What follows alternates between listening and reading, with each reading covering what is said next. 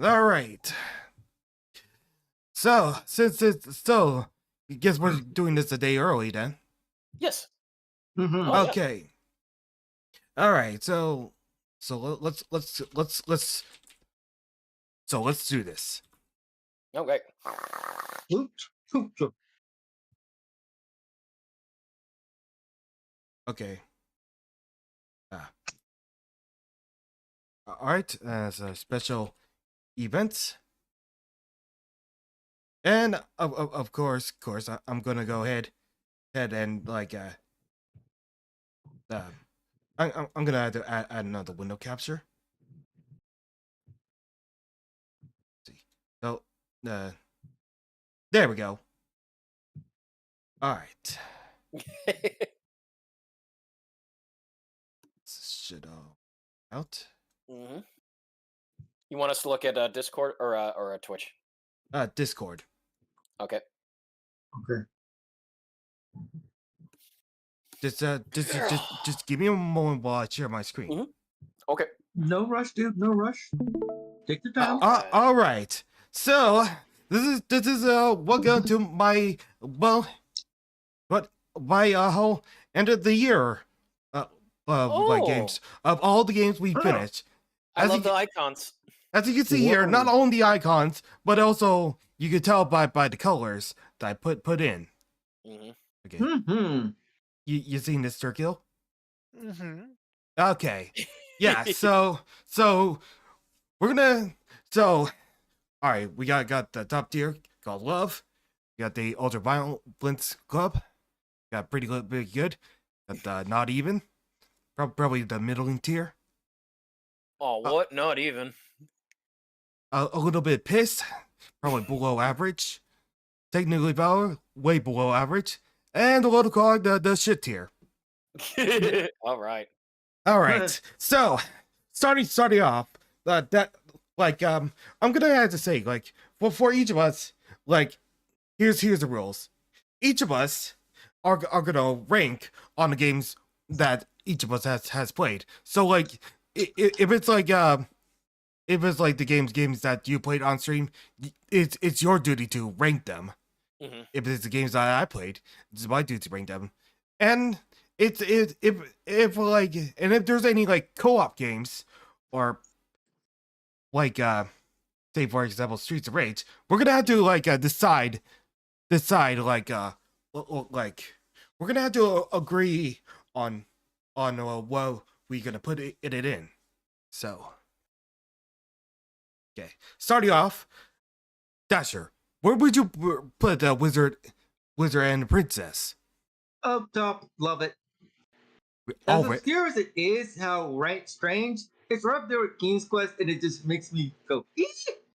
It was the start of the King's Quest series. Yes, it was the start. That's why I love it so much. And it was a text-based adventure. May not look the prettiest, but again, No, that's how text-based adventures were, because not everyone could be Scott Adams doing the Quest Robe series. or doing Roberta Williams, or just looking at it. Oh no! Before that, Zork. Remember the Zork series? Oh, okay. Okay. Well, Yeah, VaStar choices and that stuff that VaStar would recommend. That's yeah, fine. yeah. For beyond love, that is. All right, Vas. So I'm gonna. Okay, so basically, my experience with King's Quest 1. How do I put this? It's kind of no. Hold on. No, it's a weird one. Like I used to say it's a bit average. Not to say. Understandable. So I Yes. might have to put it in not even.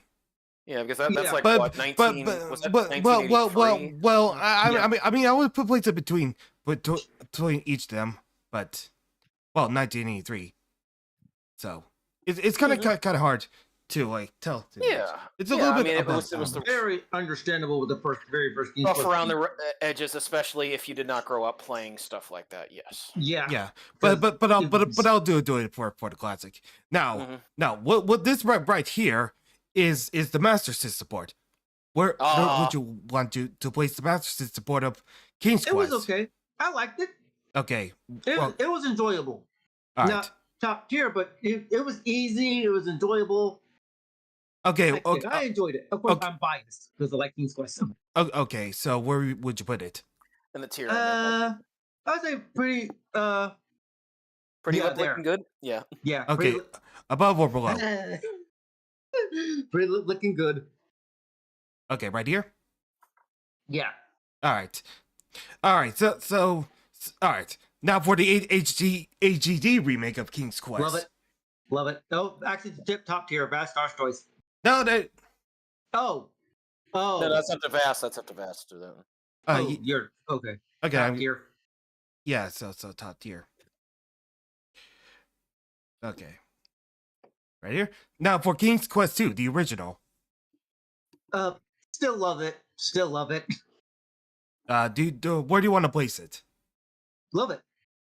Yeah, but like between Oh, King's 1, was it like where? right in between one and Rise of the Princess. Okay. Okay. Actually, like, yeah, it's here. Now, for AGD version. AGD version. Oh my God! Words cannot describe how much I love that game. Okay, That right, goes right there. Yeah, was yeah, right, yeah. right here. Yeah. Yes. Okay, Sturkio, where do you want to place your? Okay, The so original. okay. Hold on. Let's be honest, this was the first version of the King's Quest 3 to air as human. Yes. Mhm. And unfortunately, as much as the story was interesting, the gameplay was pissed. RNG. Yes. There was Yes. so much RNG. there was so much Oh. RNG in it that it ruined the experience for me. The timer, I could accept it because motherfucker is Mananan. Who the fuck's want to piss that guy off? Okay, so he's either a little bit pissed or technically foul. A little bit pissed because it's very easy to fix all those problems, and it did happen with the subsequent remaster and remake of that game. So in the end, as the first version, a little bit pissed. Okay. Gwydion is a muggle. Gwydion is a muggle. Yep. A muggle would not be able to even cast a single ounce of magic. Just say. Okay. All right. So where would you rank the infamous Avengers King's Quest 3? Oh Fuck that game. no. A load of crock. Yeah, pretty much. That That game was utter shit. I expected it. So nearly an hour to wait for Mananan. Man, and the graphics time, the load time, the music, the voice acting, all horrible. Screw that game. Okay. Gwydion, I'm going out. I'll be back later. Gwydion, I'm going out. I'll be back later. Gwydion, I'm taking a nap. Okay. This was not even a King Quest game. It was just a botch fan game. Very botched. Bar none. Well, like I said, we'll said before that. It was made in 2006. So Yeah. it's our not wait time that professional. to show for Mananan and Mordak to wait for an entire hour to get that done. No. But I do give it this. They did not penalize you after waiting that entire hour to move to a pirate ship. You Okay. can do that part and still get to the pirates. That's the only thing I give it. Mhm. The Okay. spells were too easy. The controls were all wanky and jack. The graphics was horrible. The voice acting was horrible. It was just bad. All right. All right. So the AGD remake, we're in love. Where'd you place this? Oh, most definitely. Okay, yeah, but where? At the top, at the very beginning. Okay. Oh my god, the story, the everything of that game. I still They- play that to this day. They really improved on the original version. Oh, yes, It's like a good balance, like between the new content and the faithful ones. And So the spells weren't that difficult. They were so they were difficult, but they weren't punishing. okay. Just by redoing how they redo the spells instead of typing, you actually did it with your mouse controls. The graphics were amazing. The voice acting was phenomenal. The backstory with the Oracle always blows me over. So yes. Very nice. Okay. So next up is all right, Rugel. You ready for the next Ah, five? yes. King's Quest, The Perils of Rosella. Well, Honestly, I liked it. Like again, that was my first one into it. I would say it doesn't get as much love as the first, King's Quest game or Remembrance. It was nice of what Roberta was going for it, and I really could see the elements of where it's like at that point she was really enamored by the fact that what is it Ron Gilbert did what he did with Maniac Mansion. And you can Mhm. tell she's just like, I gotta up my game now because she knew that those were going to be future. So, Perils of Rosella, Ultraviolence Club. Okay. I dig the story. I mean, Now, it wasn't too ham-fisted over, that. As far as the remake, that would be Ultraviolence Club, but ahead of the original because it did fix a lot of issues with it, and I did like that, especially with the mouse Yeah, movement. okay. but it still has the RNG King's Quest factor that is 5. worse than King's Quest 3. That's one of my favorites. I've always Oh, loved King's Quest 5. 5 is That good. is in love, and it is. I would say because of Cedric, because of all the voice acting and all that stuff. I would say honestly, I would put it past. I would like put it onto separate. Yeah, I would say because I mean it's just like it's so good. I mean that was really. Ultraviolence. No, Ultraviolence was no, like- no. Five No, was. Oh no, no. 5. 5 was perfect. Oh No, my. it has some issue nonetheless. Well, Cedric no, was the really only. annoying. I mean, the crashes I could deal with, Sturkio. The labyrinth I can understand. That really is the only thing I can think of. Okay. If you, You need to get over But Cedric. would you come back and play it again? Okay. If you want to put like intrude on Dasher's opinions, like you gotta ask Dasher like. Dasher, where would you would say that King's Quest 5? I would leave King's Quest 5 there.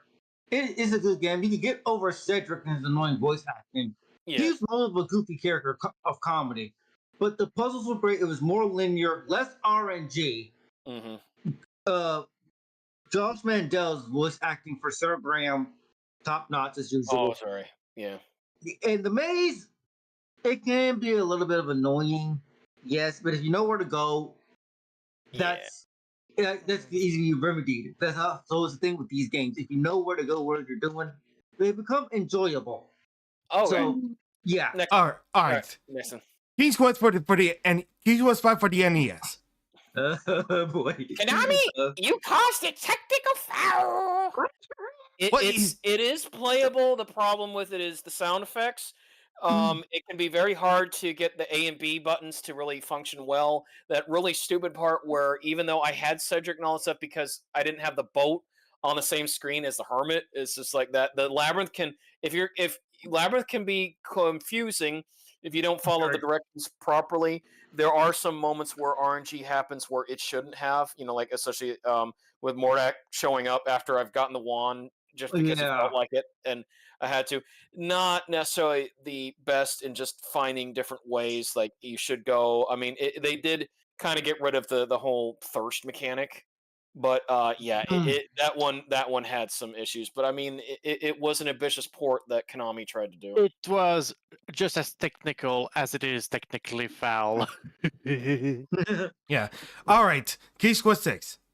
That's going to be on the top of love. I'm sorry. It's got to be out because of how much. Yeah, that is Sierra. That's the top. All right. Would you place it between? No. It's above King's Quest 3. Yes, above it. Ultimate King's Quest. That is the ultimate. I would always go back to it. Alexander. The voice acting, the stuff, the work that your parents did into it too, Vass. That again, all of that together, it was the ultimate Sierra game. Was King's Sorry Quest. for interrupting Google, but I agree. It top freaking tier King's Quest 6 story because voice acting. Yeah. Love it. Because you don't have to. I was gonna say you don't have to have those spells. You can do the whole game of Alexander doing the ending without having to use magic. I didn't show that off fast because to get all the King's Quest points, but you can do it where Alexander goes through that without being able to cast magic at all. So there is replayability. That's the alternate pathway you could take. Yeah. Okay. So King's Quest 7. all right. I'll have to admit, while I had my parents worked on some amazing art pieces, Mhm.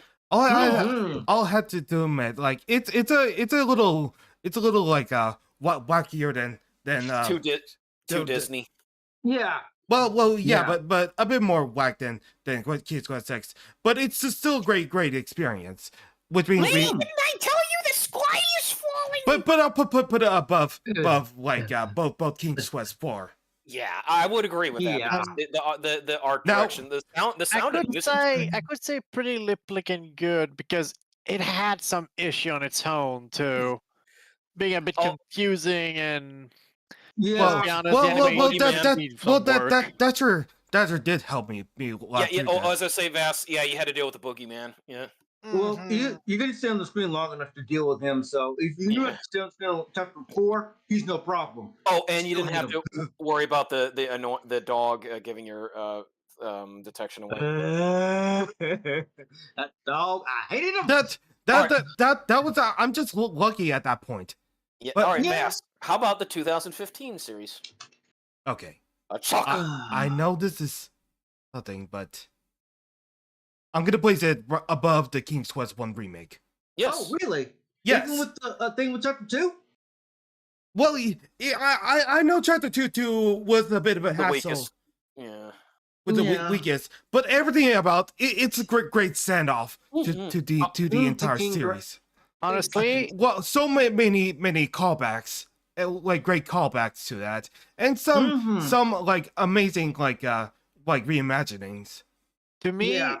the only thing that I would say is that the second episode where Who lives, Graham who dies? is going Yeah. in the goblin mine Yeah. really broke everything. But Yeah. they saved it so damn well with the third and the rest that Mm-hmm. I think he should be at least behind King Quest 1. And that would be good. Because he's still it has some issues with the second episode. But Yeah. it's like I mean, said, it saved itself unless let's either know what you're doing. unless but Yeah. first time player would fall in the trap and they Yeah, would be and then furious people would- about it. Yeah, people would die. We start chapter 2 over and Well, over and over and again. We it's play might- this- That's why I would place it behind King Quest 1 because with King Quest 1 you can save state in a way. Yeah. Well, I was gonna say, just not to interrupt, I will say for the King's Quest series, Christopher Lloyd did an amazing job as the narrator, Yes, King Graham. and Yeah, one else yeah. narration, and Don't of don't course, forget, like there's a of lot course, of and of course, Manny, obviously is the inconceivable guy from Princess Bride. Yeah. yeah. And it's always kind of sad because that's the last adventure of I- King I- Graham. He actually dies. I'm actually like surprised like they even brought in like Kari Walgrain and what was Jeremy Lay into this. Yeah. And also No, no, also Zelda Williams Yeah. like in there. I liked it. Okay, Vass, going on to Myst. The start. That was the start of June. I love this game. I Alright. on agree. Like Oh yeah, love it. No, I I know it's tough. Yeah, no, I agree. Yeah, Oh, yeah, I it agree. could be very tough. I no, it's really tough to know where Yeah. I place the Yeah, masterpiece. you're talking about the brothers Miller and Cyan. Yes, very. Yeah, To this good day, to it's one of the few game companies from back then that is still open. Is Yeah. Okay. Cyan. Okay. Does anyone know us where like any thoughts of It goes words? about King's Quest 6. Okay. Myst Think about King's Quest six. Myst was genre defining. Okay. Everything had to compete with Myst at that point. It sold millions and millions and millions. It got casual people who never played games before to play games. You know, it had that Wii effect on people. You know, the Nintendo Wii just got everybody. Oh yeah, involved. yeah. That's how Myst was. Yeah, how it became like much more of a high seller than even the Xbox 360. Yep. All right, next one. Real Mist. Rigo, what do you think of that Excellent. version? I love. All right. Right, I would we- say right after Myst, because Sunsoft did an amazing job of taking Myst, putting it into a 3D realm, giving you the Rime Age, Mm. the weather effects all the stuff that happened, it made the experience even better because it kept the same effects and everything. And Rand or no, Rand Miller redid all of his acting for it too, and I thought that was a very nice touch that he did. But yeah, that was in collaboration with Sunsoft because Sunsoft helped release the Manhole to the PC Engine CD. I mean, I know that I covered the Cyan Worlds. We're not going over those because you can't really ever beat those. But remember, well, because they don't have an ending. But if Vass, if you remember, you liked how the Sunsoft handled the PC Engine CD version of Manhole. Oh, Remember yeah. the amazing music, and then of course Cosmic Osmo was very funny. I loved what they could do on the Macintosh, and then of course Spelunks was, and Dasher, you saw with Spelunks, that was just the tail part where it's like you knew like where Mist came from if you link it to Spelunks. Yeah, and the Spelunks and the riddle. Oh, is it Spelunks and the riddle of Doctor So and So? But it was very good. Okay. Now for the Dasher. Now for the updated version of Real Mist. Real Mist. Oh my god, what can I say about it? Just what Rule already just said it. Yep. So where would you like to put it? The above Real Mist. Yeah, of course. Yeah. The rhyme was wonderful. The voice acting was wonderful. The graphics in and of itself just out of the water. Then, it's about the same as Real Mist. Yeah. But Yeah, with they updated graphics. simplified it in some levels, in some ways. Well, yeah, because there's like an alternate control scheme. Like, Yeah. Still love it to this day. Now, Vass, Still replays it. Yeah. what would you do with VR Mist? obviously. Oh yeah. Yeah. It's Cyan put a lot of work in it. That was Rand Miller putting more. It's not just how the updated graphics, but also yes, because it also has a randomizer. I like that. Yes, and like I like how there were the callback to Miss 4 with like how they looked in that game. Oh, Like the 3D models aren't that bad, but yeah, it does it does let you have the option to go back to the FMVs. I will say that Aknar looks a lot better. Mm-hmm. Yeah, Okay. Aknar, he looks more Blue deranged. Pages. Yeah, Blue because Pages. that was just Rand Miller doing Aknar, and he can only do so much. You know, his brother Robin was able to do a good job with Cirrus. All right. Who are you? Crazy, All right. crazy genius man. All right. Ribbon. The original. I love Ribbon, even though the graphics are a little bit outdated, but the story, the lore for that game, when you find out how everything was put together, Okay. grateful, love it. Okay. Love Well. it. Love it. Okay. Where would you put it? Above Miss. Oh yeah. Which Miss? The very first one. All of them. Yeah. Because the pinnacle of Mist was Ribbon Vast. So yeah, no, it goes above Mist. What? Goes above Mist. Well, which one? With the one with your face on it after the very first VR Mist. VR Mist. To the Yeah. left. Yeah, there. You really think so? Yeah. Oh my. It is. It sold Okay. a lot. Well, Mist. what do you think that's good? What about the remake? Oh god. Yeah. Judging by that reaction, Because also that one has a randomizer too. That's what makes it nice. Oh my god. I love the puzzle system. I love the story. The graphics were just. Yeah, and the When I found picture. out they had a 2005 remake for this game, I bought it immediately. Yeah, and Anyway. the picture mechanics were nice too. all right, Oh my god, all right, I love all this right. game. All right. It's time to stop Salvania and get serious. Oh boy, Miss- Presto Studios. Mystery. Mystery was still good. Not as great as the other games, but it has its own gems and shines. Should be a little bit.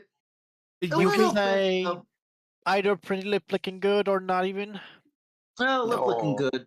Lib I looking do good. like Brad Dourif. He was in it, so they had Chuck. Yeah. yeah, but yeah. King. Yeah, Brad Dorf. Yeah, I'll take it above it. You want it above? Yeah, that one right there. Okay. Mhm. Rugal. Oh, having to deal with Ubisoft's Mist 4 and the amount of work that was put in it. So you have to It was. drop the facade then. If I'm gonna have to be very honest about it, yeah. I like parts of the story. I liked the certain ages. The puzzles, oh man, some of those puzzles without a guide can be so frustrating. And like that final part with Mm. the color thing, like I was able to finally figure it out. The memory thing, oh my god, like yeah, I had to have a thing to figure out the exact order of how to trace Cirrus's memories, when we were dealing with that one. Um, Honestly, it's not even. I mean, there was so much Mm. I want to say. Above, The acting was good. They had Peter uh, freaking Gabriel song in it, but I would say, yeah, it's above. Yeah, Quest for the Crown. Yeah.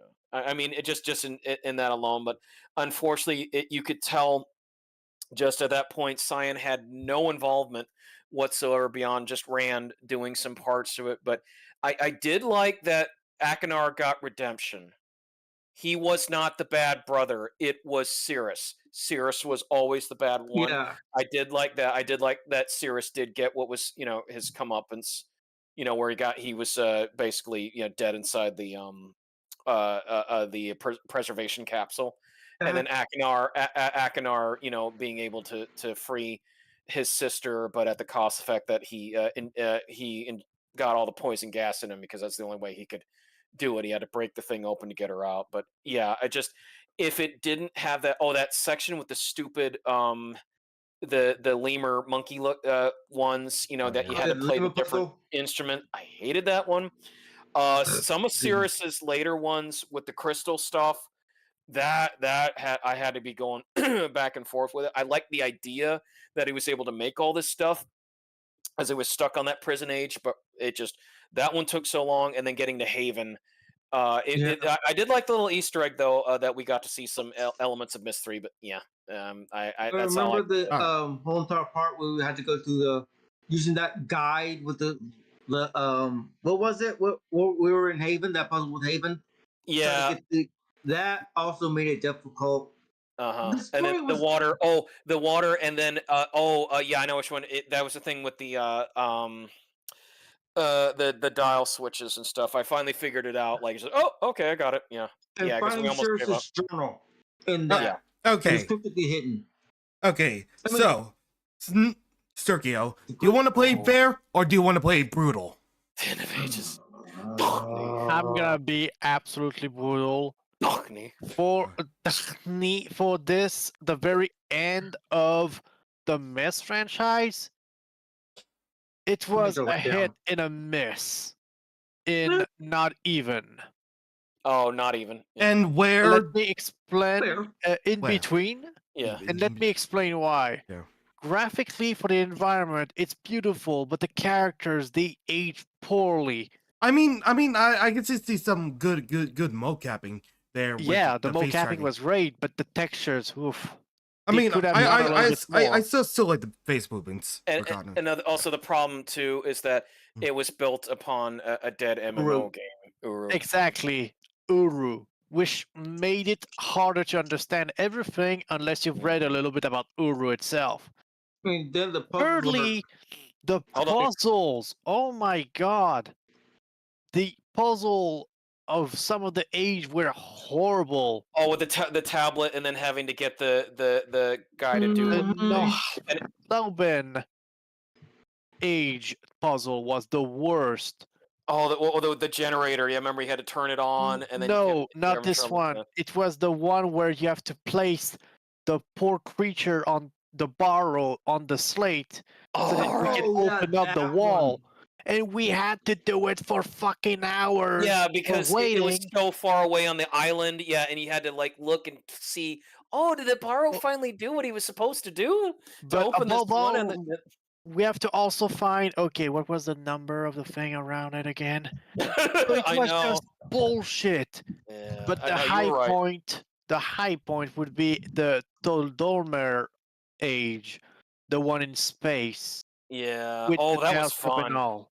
I Oh, like that more one. than Yeah. fun. It was amazing. Yeah. It really showcased just how far the ages could have been.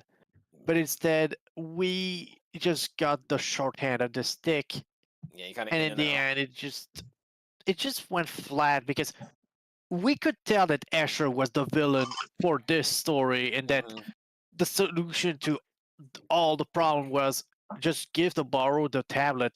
Yeah. Like, out of all three choices, no one would ever give the tablet to the girl. Yeah. I don't. She couldn't hold it anyway. It would just go right in her hand, and she would drop it. Exactly, and to give it to Asher would be suicidal anyway. Yeah, you saw what he did to the Mist Island. Yeah, he ruined it, which is also another disappointment.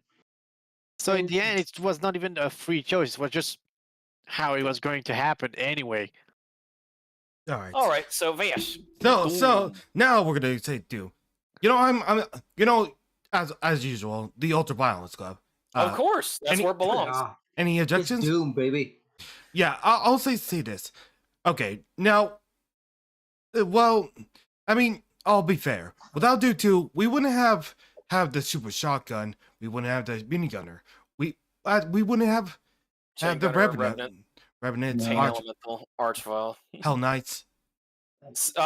John Romero's head on a stick. Yes, It's both beast but music but ever in a video game. But here's the thing. Like, it was the entire map set was rushed, to be honest. Oh, hold on, drum roll. Sandy Peterson. Yeah, Sandy Peterson usually like fumbles a lot at the same time. So. Oh, you were getting pissed at Barrels of Fun. Yeah, it was ridiculous. But that doesn't stop me from having a good time. Well, despite the fact that I had like been fatigued from an 8-hour stream. Holy shit. Yeah. So what would you like to put Doom to it? I'm probably gonna be fair enough. Yeah. Look good. Yeah, because I would agree because of the fact that while on its own it was more the same, but just but it's the WOD community that made Doom 2 shine for years and years and years after. But here's all right. Okay, so while I do like the Dr. Sleep levels and probably Tom Mustaine's levels, the Cranium levels and the Christy Key levels, not so much. Getting angry. Yeah, because like some Cranium's weapons do not work in like Doom 4 Vanilla, and like I feel like that might be the case because like it's some of these levels are pretty much broken in a way, like when trying to use certain game mods.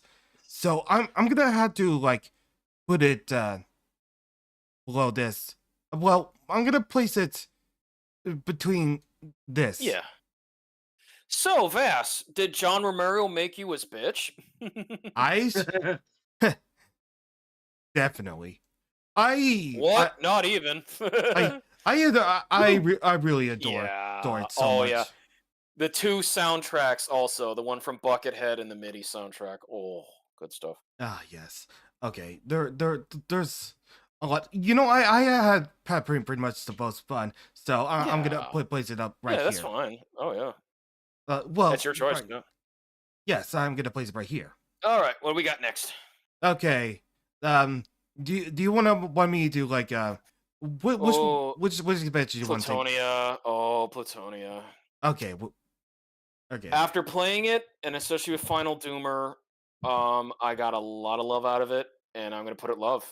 The work that the Casali brothers did, every map was memorable. I didn't care how many Revenants, I didn't care how many Hell Knights, Archviles, or Chain Gunners. Well, they made it so good, and then of course the go to it being the official slaughter map of all other slaughter maps that went and be like, fuck, go to it. We're gonna make it even better with blackjack and hookers.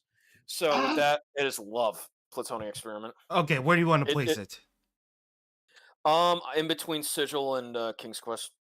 All right. Because again, John had more time to do it. The Casalis, what they did, and again, people may say, "Oh my God, Plutonia." It's like, no, it deserves where it is because you notice ever since the Plutonic Experiment, even to this day, Vass, people make slaughter maps because of Plutonic Experiment. So it's it was a innovator and a trendsetter. All right. Now for Evolution right here, I'm gonna be very, very honest.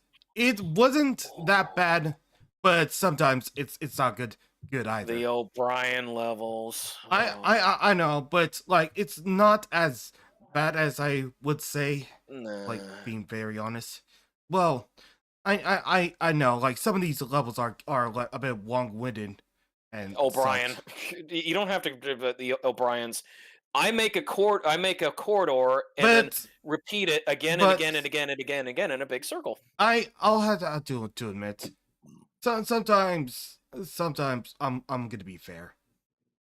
It's fine. I mean, like I said, Evolution is still considered the weakest of all official commercial things. It's always going to stand that test of time. I thought levels don't stand. Levels were doomed. Yeah, it's just because again it's based because remember. I think Evolution is just because of what they did, and because these were levels that technically were supposed to be free. So that's where the other its reputation of like, what the hell? These are supposed to be free levels. So now, oh boy, lost episodes of Doom. A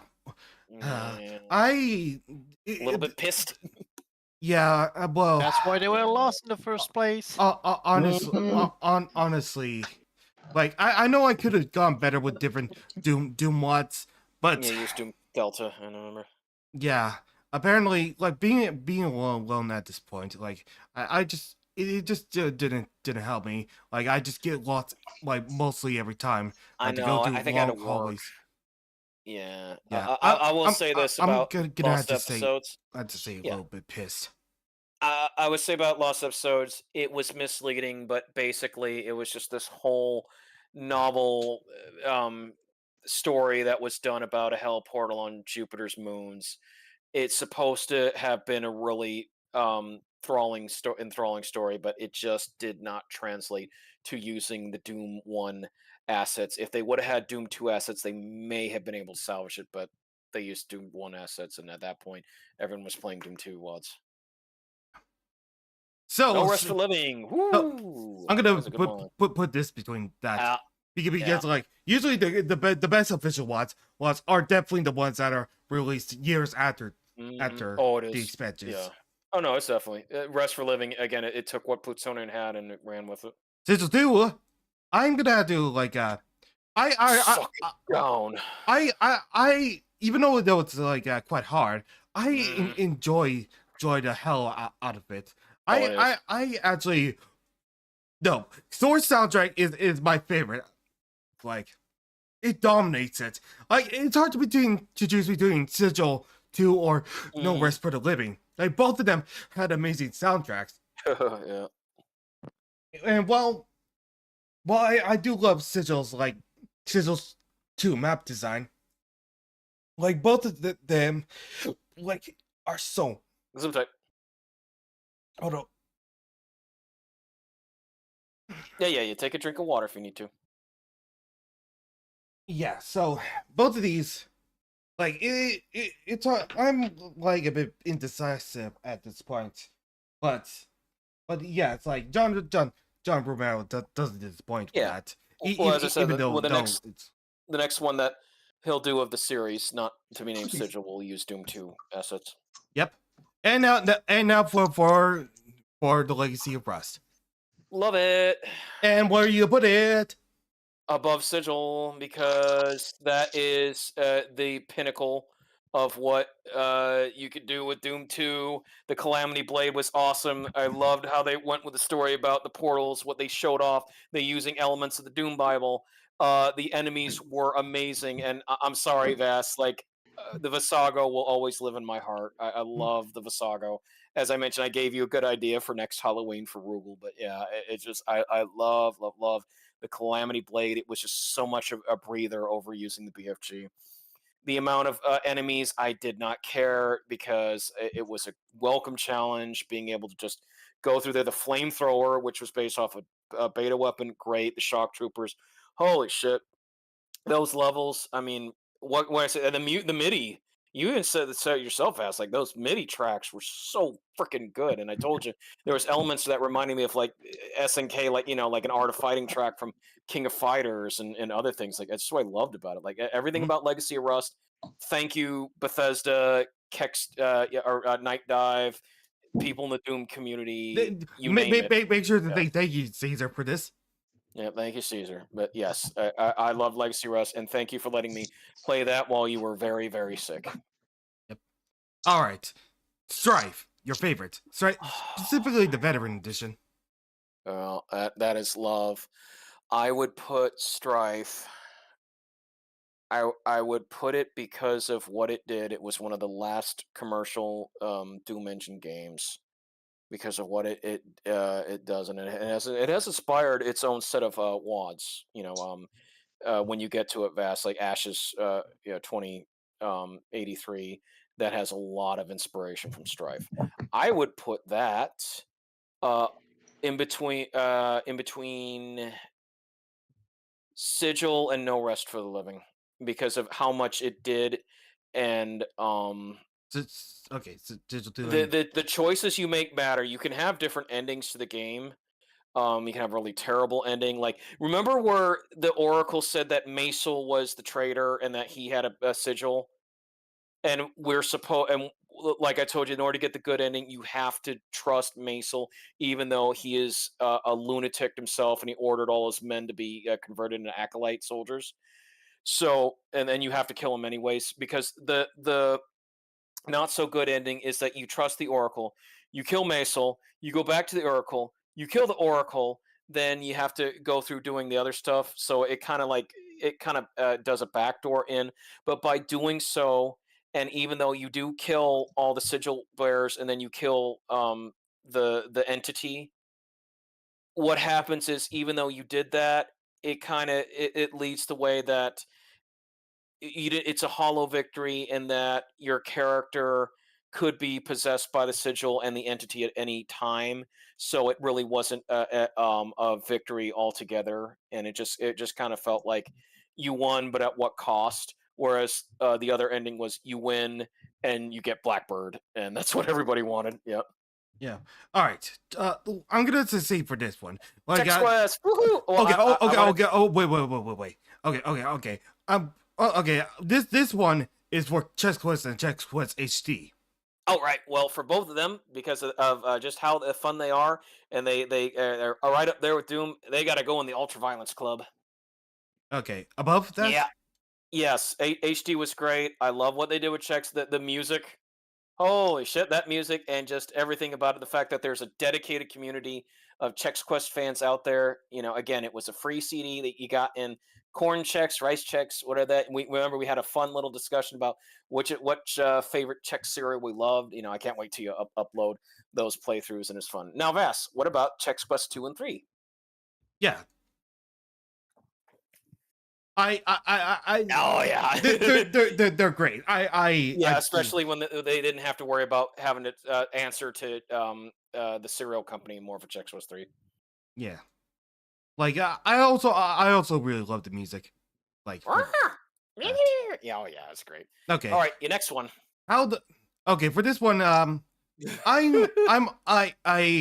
had a lot of fun with that. Despite the last 10 levels, well, actually the last the last level specifically. But I'll give it that because like it shows how well the Doom community can handle WODs. So much hacks. I'm gonna have to place it below Ultimate Doom. Yeah, I liked what it was trying to do, but there were certain points where like the levels just kept going on and on and would not stop. Yeah. Yeah, but sometimes like they kind of made up for it from having like 20 levels, which is 12 less from the usual like 32. But all right. It's a bit of a decent one. I like how they modified everything in that. It just like some of the times like I did have to use God mode twice. Like one to get to avoid being telfragged, and the other to like avoid a certain death. Oh, that's fine. All right, what's the next one you got? Oh, Realm Reborn, Final Fantasy 14. I love that. I love it. Wait, yeah, whoa. Oh, you mean Realm Reborn? Okay. That is we're talking about the 2.0 storyline, And Pretty good. okay, I didn't mind. Like, yes, it's a lot of fluff. I but it's pretty good. okay. Since I Which played it too, I could say it's as pretty replicant, but I think it would be at the very bottom because Yeah. for a starter, it was lacking a good chunk of the oomph that the other Please expansion report. has. Please report to Waking Sands. Please report to Waking Sands. Please yeah, report to Waking yeah, Sands. but I wouldn't. But it wouldn't been.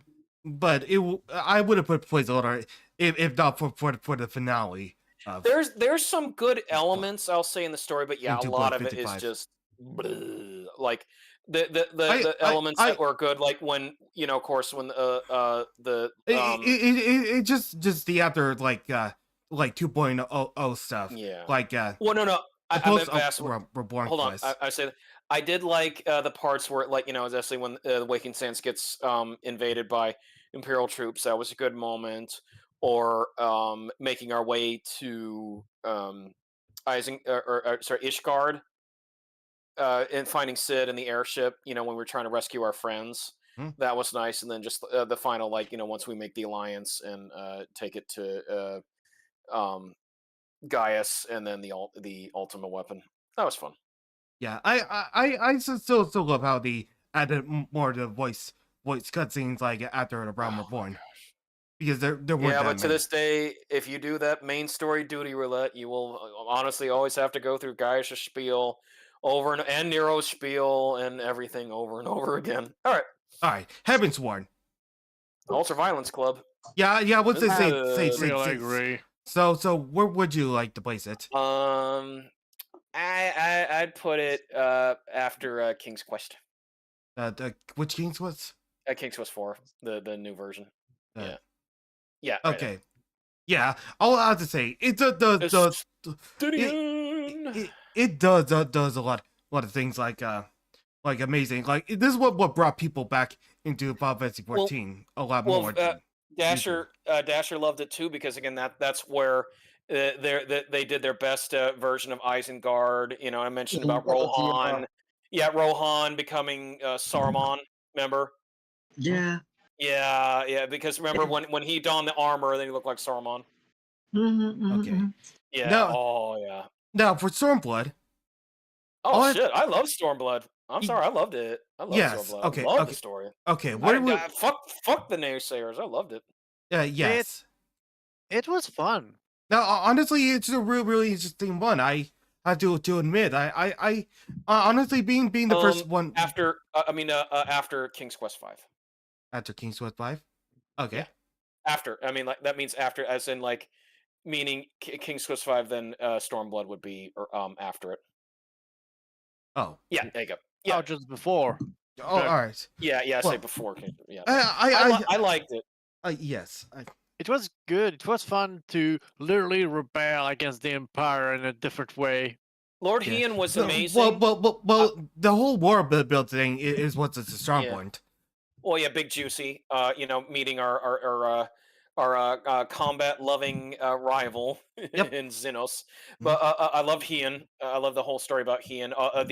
The factions. Kind of it was kind of showing, like, the Mongols, and then of course the Scientologists, because they're fake as hell and all that stuff. I love that part. Remember we were trying to make sure that our tribe won being able to command all the other tribes.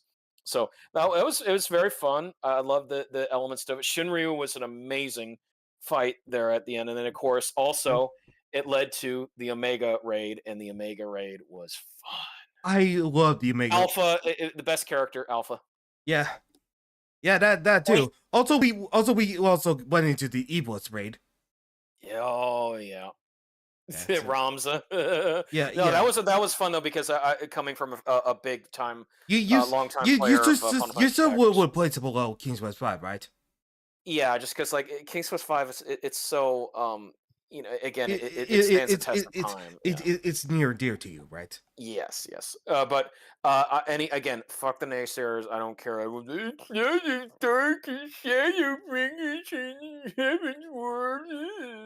Fuck that. Okay, now Shadowbringers. I love that. It's good. Okay, where would you place it?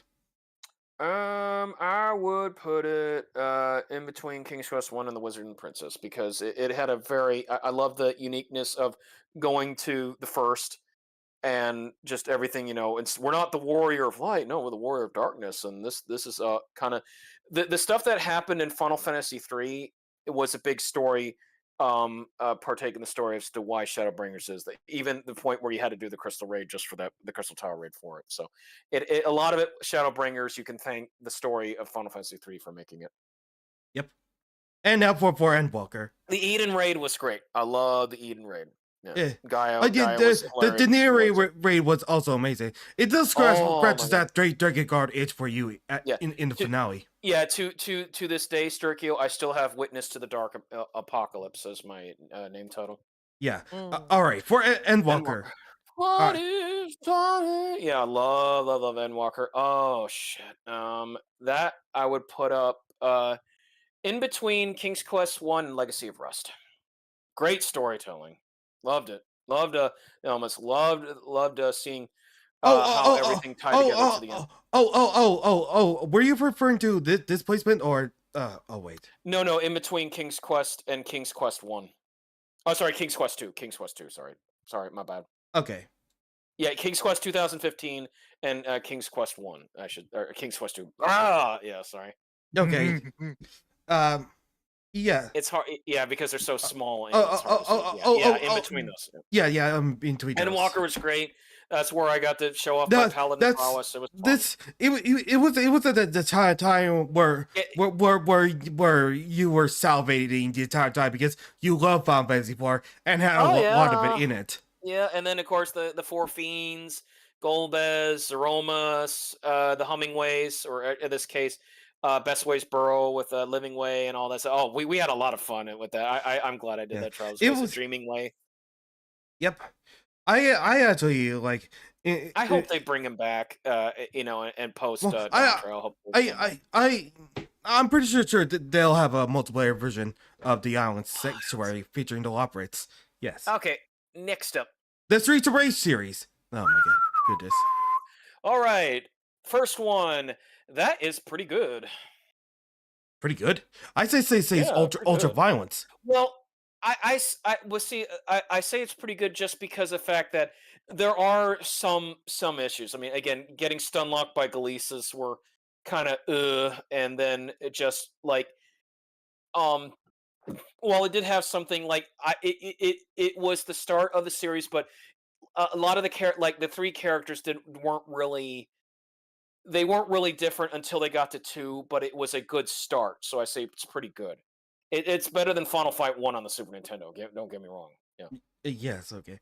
Yeah, I like the placement. Okay, now for this one. Oh, that's ultra violence. Okay. Actually, no. You know what? I love it because to this day I can always go back to Streets of Rage 2. I would put that in between King's Quest 5 and Stormblood. Okay. I can always go back to it. That's where they differentiate. Yeah, the blitz attacks, the team up ones, everything. The music by Yuzo Koshiro, the stages, just everything that could go right. Like it is one of the perfect beat 'em ups to this day. That is why you see it being ported and ported and ported forever. Sega will never not port Streets of Rage 2 for that reason. Okay. Okay, Bare Knuckle 3. As much as it was silly as shit. It's a not even, because the only thing that makes it special is when you use all the super axle, super skate, supers on. That game has some very, very janky issues. The music isn't for everybody because Yuzo and Kawashi were trying something different, and that's why a lot of them like, yo, where's the club remixes and stuff. So it wasn't like in that way. I do think that the best way to play it is to play the Bare Knuckle 3 version, because the Streets of Rage 3 version was censored. It was so much of it was cut, and just like I get why they had to get rid of Ash, but there's so much that I'd like. If Sega ever went back to it, I would love to see them do it fully, maybe, because we never got that motorcycle part too. It just yeah. What about you, Vass, about Bare Knuckle 3? I mean, as much as I like the game, some of the gameplay like moments of it, it's still so like the gameplay is vastly superior. I'll give it that. But I but still didn't but like the Robo X fight was terrible. Neo X at the end, and the stupid having to get in the room and save the general. yeah, Otherwise, you're it locked to the bad ending. it was like how do we put this? It was pretty exhausting. I'll give it that. Oh my god, that train part where the ninjas kept getting hit by that took forever. That stage went on way too long. Okay. Now Okay. Love it. Love it. I'm definitely putting it above Streets of Rage 2. I don't care what. Okay. Yeah, I will. I will be honest.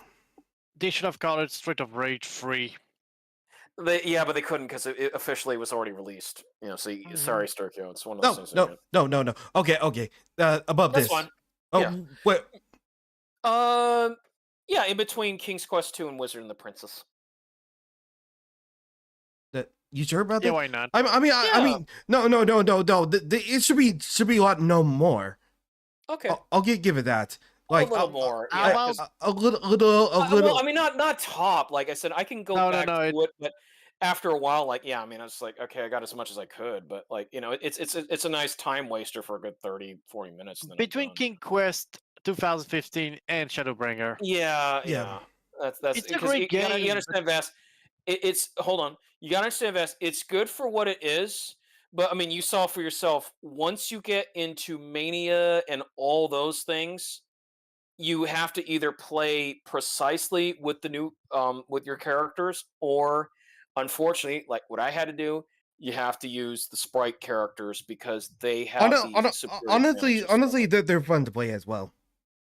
I know, but like Mania and all that stuff, like you saw, like it's just, oh boy, they it's so much crap that they expect you to do with 2 lives, and it's like, oh boy.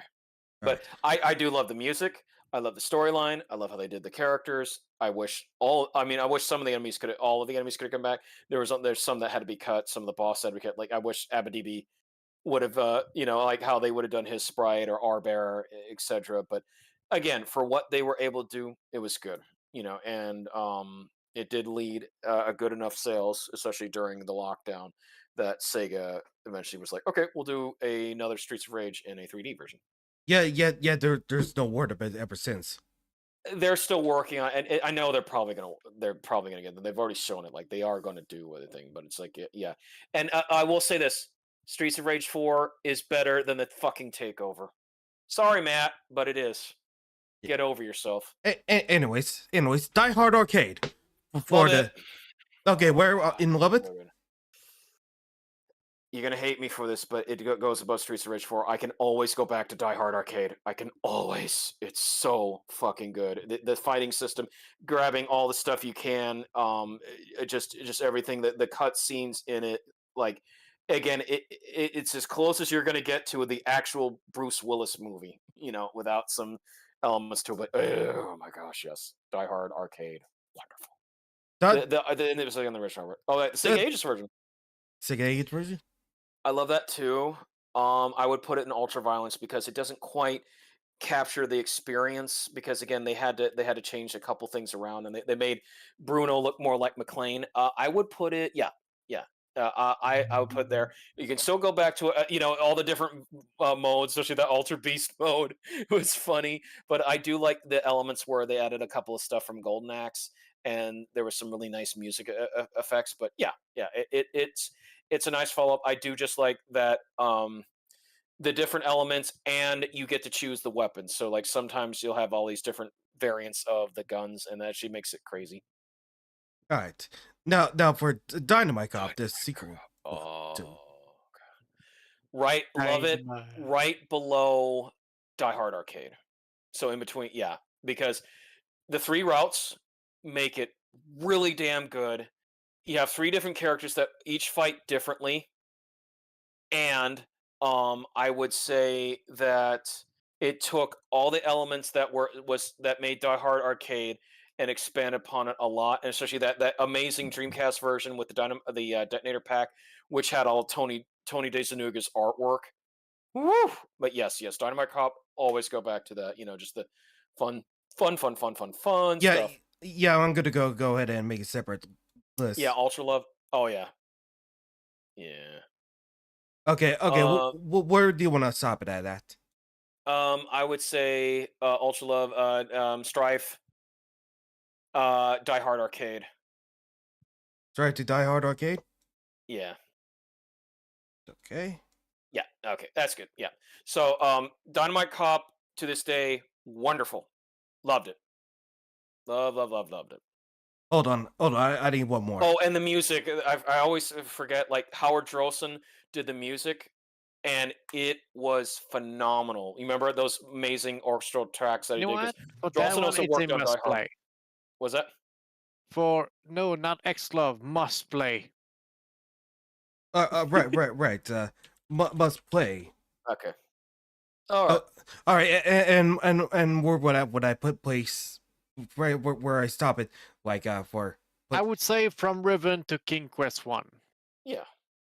Ribbon to King's Quest 1. Oh yeah. Because Mist, Riven, and the few King Quest game, they are must play if you want to Yes. enjoy each of them. All right, next one. All right, Agent Dynamite.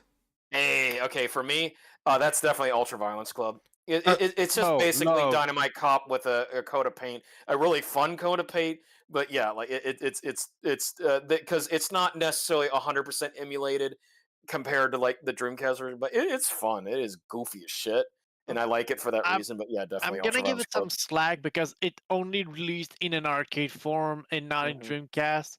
But I really want to replay it another day, another stream, and I want to put it in love right behind Stormblood.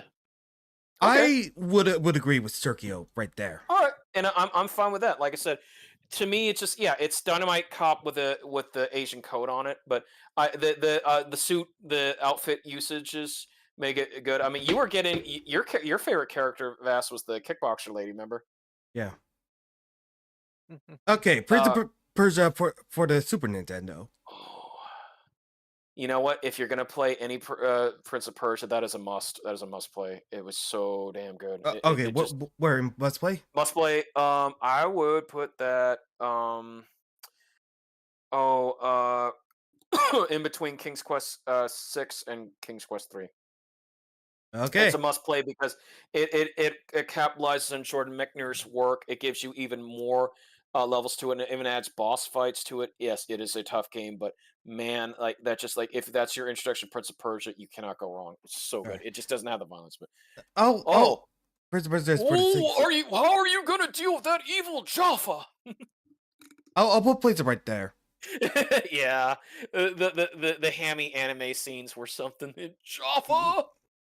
Yeah, it was a pretty neat touch. Although we had to like talk so much about Tenable Doom, but it was good nevertheless. Oh, it wasn't bad. Yeah. Okay, Prince of Persia 2. Ooh, yes. That was a and I hate the fact that it's hard to find the game, even though like I had to do it through a Macintosh emulator.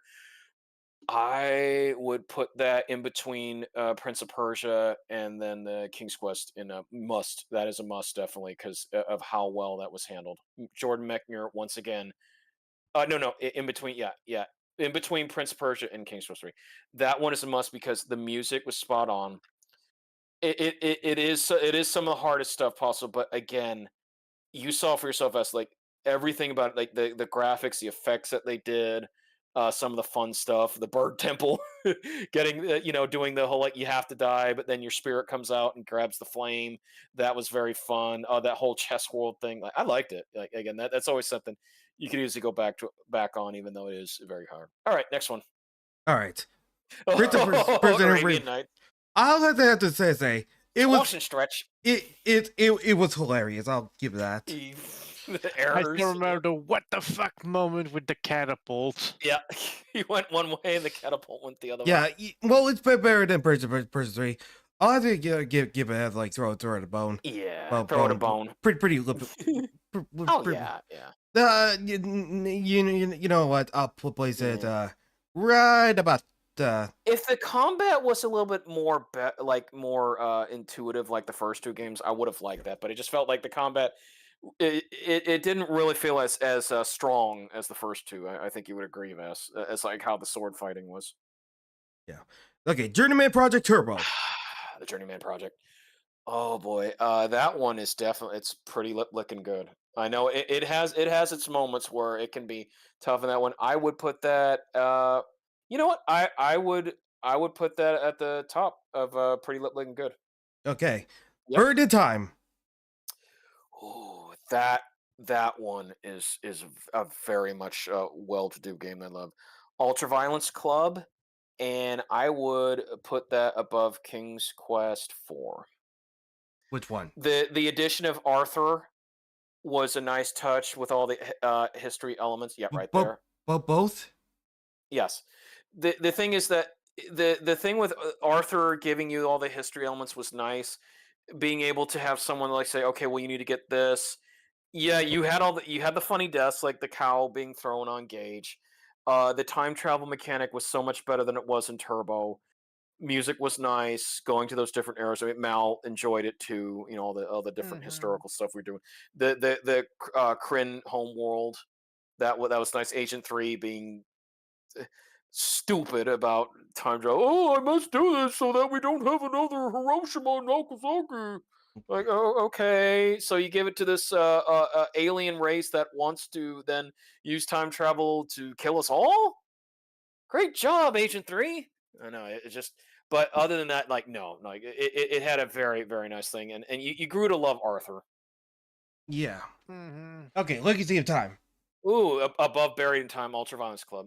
Okay. It was even better. Right, I love the usage. I am so sorry that the cutscenes, we had to do that shit with the cutscenes and all that. But Arthur got even better because Arthur was actual writer this time, and it showed in how the game was.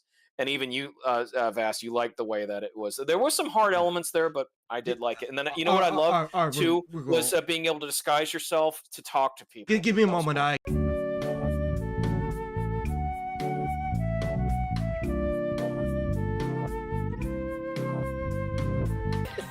Okay, so for those that are watching the recording of the VOD,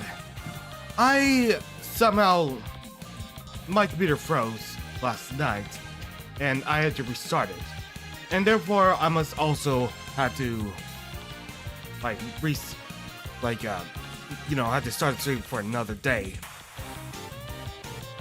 I guess that's and unfortunately, Circle is not gonna be here for quite a bit. Yes. So we're gonna have to do this without him, unfortunately. Oh, yes. We can get right back into things, guys. If you don't mind sharing the stream, so I'll be happy to see. I will. Well, apparently it turns out that it's the only thing that's better that way is since I realized that Let's Say makes it a bit more accessible, I decided to merge Love, Ultra Love, and Must Play into one. Okay, yeah, that's fine. I like where we're at right now with it. Okay. All right, so what was up next? Okay. Metal Slug. Yeah. Reorganize everything. Ooh. Metal Slug 4. It's not that bad actually. It's pretty good. Yeah. I mean, I will give it that. I mean, this was when it was Eolith, and it did well. Eolith or whatever company that they had for Metal Slug 4, it was different. They did try with it, but after the resounding success of 3, it was very hard to come back. Cause 3 was the pinnacle of Metal Slug. Almost everyone says that. Strangely I'd say it's pretty good. I would put that in between Doom 2 and 1. Okay. Metal Slug 5. I love it, and I'm one of the few that is biased about it. I would say it's in the Ultraviolence Club. It's not a finished game because obviously this was when SNK was really at their lowest point. And it shows because there's parts where there's supposed to be differential paths. They couldn't get that done. The music was fantastic. They added the sliding mechanic, which was really nice. The slug walker. I really did like the whole idea of the Potomac Army. You weren't fighting more than this time. This Potomac Army. Yeah. So I would say pretty good, and right after Metal Slug 4. All right. It was a nice follow-up. Metal Slug 6. Ooh. That one definitely goes in the Ultraviolence Club, man. Showing the new Adams Wave stuff was great. The idea of adding in the alien now hold up. archetype. Don't like I'm gonna be very honest. Yeah. You know that at certain points like it may drags like a bit. What Metal Slug does? Metal Slug 6? Yeah. Like, It does, but I did like the fact that you had all the different characters. Remember, they were all they had special traits. This was the first time they introduced. When you picked someone, they had something special. Marco has a stronger handgun. Karma's the best in slugs. Eri gets the most grenades, can throw them in 8 directions. Fio always gets the most ammo and special weapons, and always starts with a heavy machine gun. Ralph has Galactica Phantom and Gatling Punch. Clark can do Ultra Argentine Backbreaker, or Super Argentine Backbreaker. yeah, but Oh, and Ralph can take a hit. That's another cool thing, yeah. so are you sure you want this in Ultraviolence Club?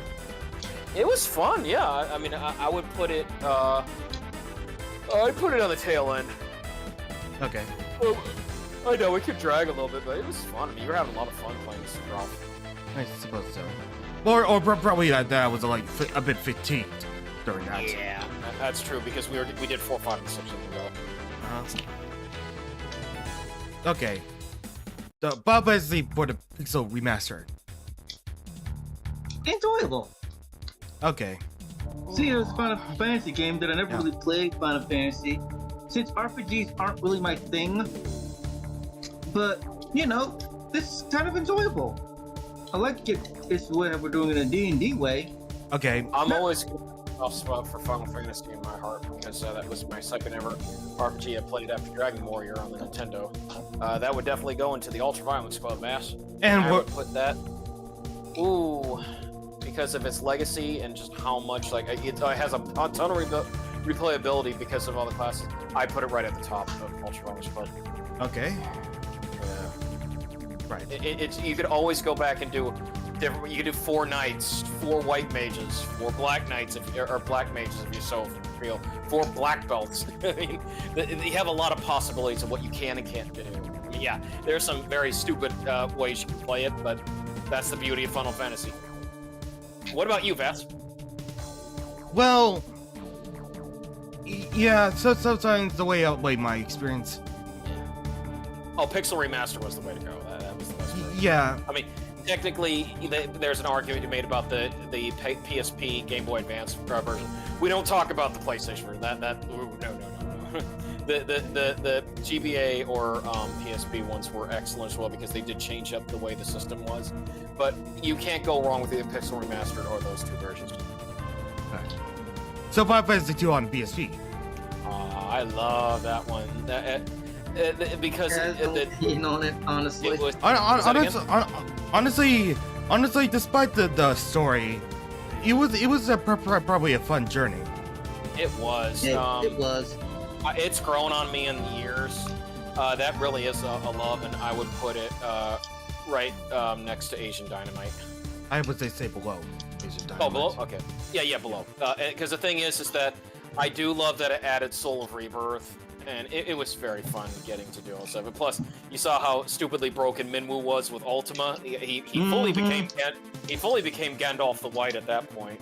And then showing how awesome the blood sword was in Rugel's hand, or just like the Emperor dies of the fucking blood sword. Anyways, Final Fantasy 3 Pixel Remastered. Love it. How about you guys? Even we haven't finished it. I like the story of it. It's Well, just different classes with the interchangeable classes, which is I find it enjoyable. I But try to find that one find it like a step up from Six. Final Fantasy 2. So Yes, I agree with you. Pixel remaster, because that's the only real way you could play it, unless, well, we haven't gotten to it yet, but there is another way, but it was the 3D version. But there was no other way you could play Final Fantasy 3 without having to deal with fan translations, and those necessarily weren't going to be the most playable things possible.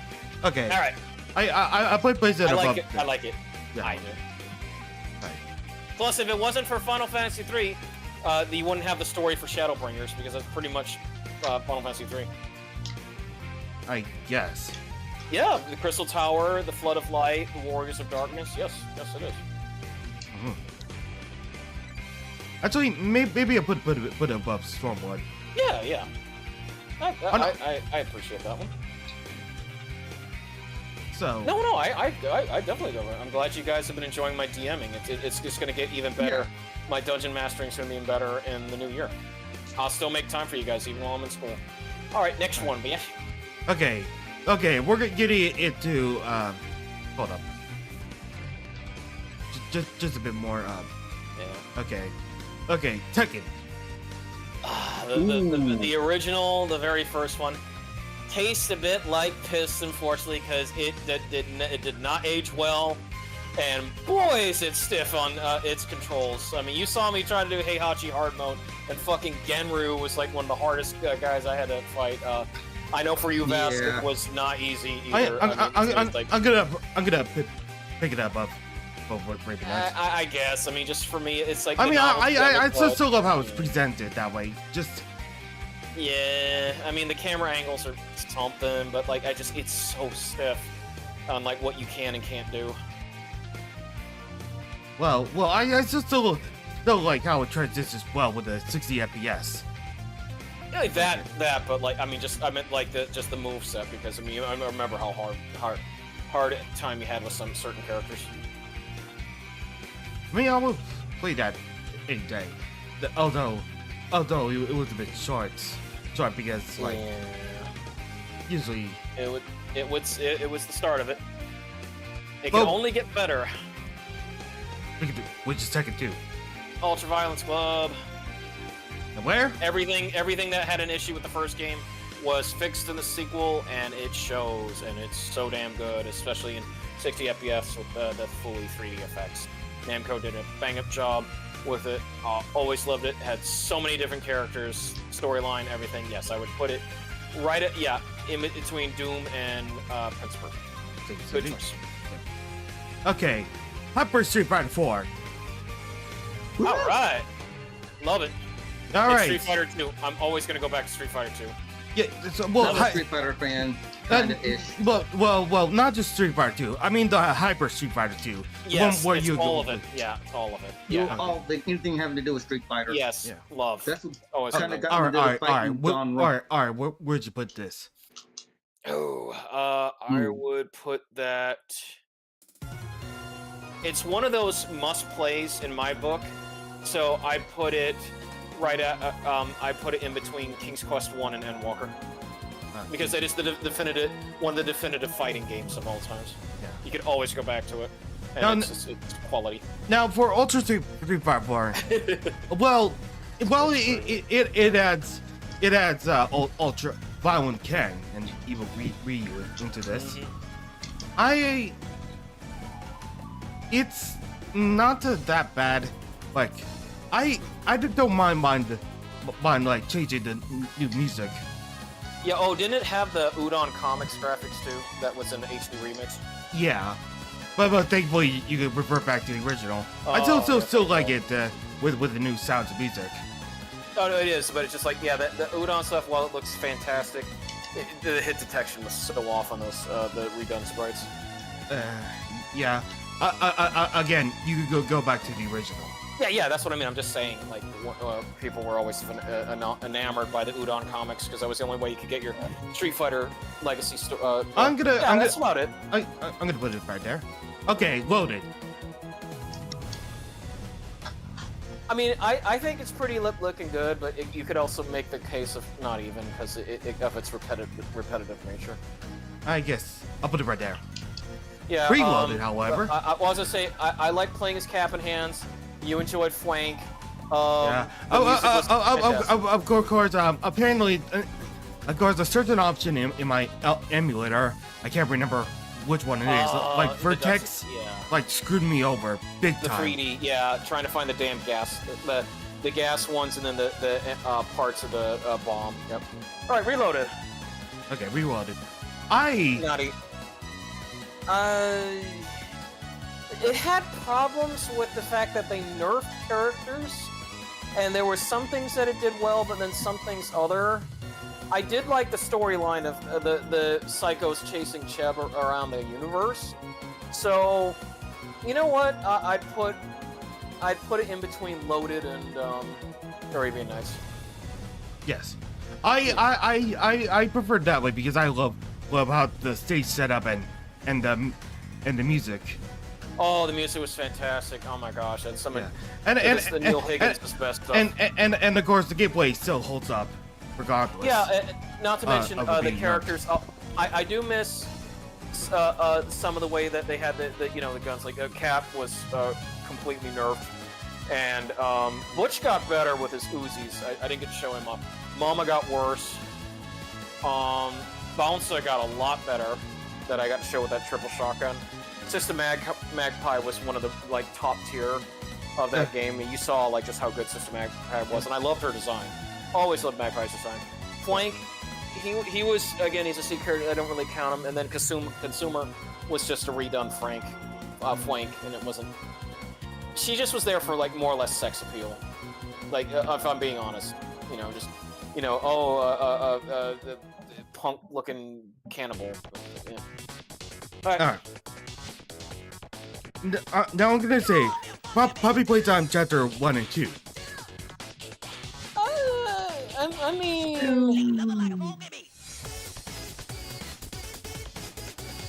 it started the lore.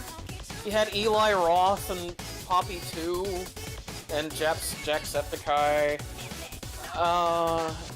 Some of that work with the whole using the grabby hands.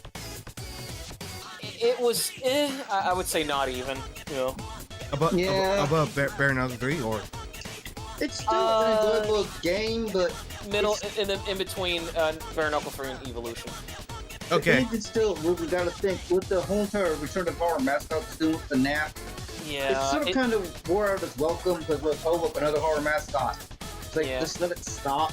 Oh my, well, because the merchandising, Huggy Wuggy, Wuggies, Yeah. just long legs. It was meant to push merchandise quickly. I mean, But- they're I mean, it was made by Concept Fun channel, Yeah. so. I mean, I will say this: they tried hard with the storyline, which leads us to Poppy 3. That was pretty good, regardless of the issues it had at day one that they patched out. It's still a good game. They expanded a lot on it, being able to go to all those different places, and the orphanage was really nice. The design of the school teacher, she had the most horrific, frightening design. I wish that whole thing would have been much padded out better, because they even said themselves fast they didn't get the light mechanics right, so that's why the whole lights blinking and on and off, it wasn't working to begin with. The only way you could stop her is you had to look at her directly in order to get her to, you were playing basically statue. So, or Weeping Angel. yeah, so it was one of those things. That Had some issues, and Catnap, the ending part with Catnap, that could have been better. That was a nightmare. Google had to sub through. Yeah, the problem with having an inescapable cutscene be the only time you had an interaction, I did not like that. Okay. So Poppy, I would put that chapter 3, because I do like the setup for chapter 4. I would put that in between Loaded and Arabian Nights. Okay. Yeah. Siberia. This is a guilty pleasure of mine. I can always go back to it. I love it. This is another one of those things that defines cyberpunk for me. I love the Thomas Dolby sound to it. I love the eeriness of the Siberia complex and all the stuff to do with the oil rig and things. I wish there would have been more on foot stuff. on top of that, I loved Zach's character, the merging with the Siberian, the stuff with that. I would put it in love, and again, this is my personal thing because I've always enjoyed Siberia. It did push CD technology a lot. I would put it at the end of love. So right where it's fun. Siberia 2 Resurrection. Ultraviolence Club. Okay. It's a nice sequel. It focused more on the action parts. I did miss the exploration thing because I didn't really like the whole behind Zach camera angle thing because it did make things hard. Well, the worst part is trying to get through memories. Oh yeah, and that it was nice, but I kind of just missed just using the computer terminals and Alexei, somebody is en route to the complex. Remove his badge immediately. So, but the action made up for it, and then of course Major. As much as I know that we were supposed to like Noelle at the end, it's just like stop yammering and shoot, stop yammering and shoot. I was just like, shut the fuck up, Noelle. I would put that right there is fine. Yeah. I just you kind of felt bad for Zach. He got stripped of the Siberian from Corbin. He was thrown in cryostasis for 3 years. He's thirsty. He hadn't had any water, and he's just like, "You need your blood." It's like, dude, lady, he just got out of cryo sleep, and now you're telling him to fucking save the world again. Like, dude, like Zach's got a lot of trauma to go through, and he's like, fucking, nope, stop yammering and shoot, Kingston. Some of these clips are just terrible. Yeah, oh yeah. Well, the fact that Zach, for being from Colorado, he sure had a great Canadian voice there. I don't know what's that all about.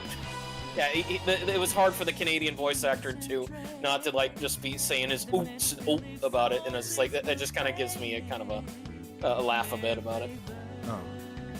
Man, this thing rides like a buckboard. All right, Amazon. I had a lot of funness with this one. I liked it. It was a really neat trip. It feels so near and dear that I really want to place it right. Like a must play. Excuse me. Like I would recommend Dasher. You would like Amazon if you were to play. Yeah. Actually, if you want to watch something a bit more better, always try the Faithful remake. Yeah. There's gonna be a remake of Amazon, and I can't wait to get to it. Yeah, I'd love to see how they if they can add more to it, because I really do love the transition parts. It always felt like you were moving and doing stuff. Exactly. Okay, next one. All right. So, well, I'll just place it right there. That's fine. Siberia. Okay, we had a lot of fun with this one. Mm-hmm. Yeah, well, Dan, I don't know about this. I mean, I really want to love you, Dan, but you're telling me you don't love me at all, do you? Yeah, that whole love thing. I just laughed so hard. And then of course, the love of mammoths in this game was fun. Yeah. Since I love the Lord, I'll place it above. Are you sure about that, Kate Walker? I don't know about this, Kate Walker. I can only operate trains, Kate Walker. Oh, okay. Anyways, Shivers. I like Shivers. I would say, you know what? That is pretty good. Yeah, Shivers RNG can be iffy. I like the setup. Your asshole friends drop me off in a haunted museum of Windlenut, but it was fun. The puzzles were a nice challenge. I mean, some I did have to look up because they could be infuriating. Especially I'd say the liar puzzle. I had to have a piece of paper to write that in. Dasher, you saw the notes I took for. Yeah, I surely did. Whenever you played, yeah. But I would say for Shivers, it's pretty good, and I would say that is between. Let's put it between Mystery Exile and King's Quest. Okay. Yeah. Shivers 2. That is a near and dear thing to my heart. I love the music and the setup of a tour group, a music group going missing. It's rather your style, right? Yeah, and even I got to talk to your parents about it, and they said they had fond memories of Shivers too. I think the whole idea of the Bauhaus and the way that they set up the guy to be Dark Cloud to be kind of like a Jigsaw-esque villain. I was enjoying it. I mean, the ending part was tough because he didn't get much time and you could screw up at a moment's notice. But I did love how the puzzle things worked out and how you did the piece. Ultraviolence, and I would put that in between Metal Slug 6 and Siberia 2. Plus, the songs were great, seeing all the music videos. Metroid Month. Metroid. Woohoo! Okay, specifically the what? As of the original Gunpei Yokoi version, one that was made not for the Nintendo. Yeah, Gunpei Yokoi was the creator of Metroid. And anyways, the hacked, the quality of like hack, Metroid M Other. Oh, okay. Honestly, like as much as I love it, they did a really good job, like improving the original NES version, like by redesigning all the sprites and of course including a map system.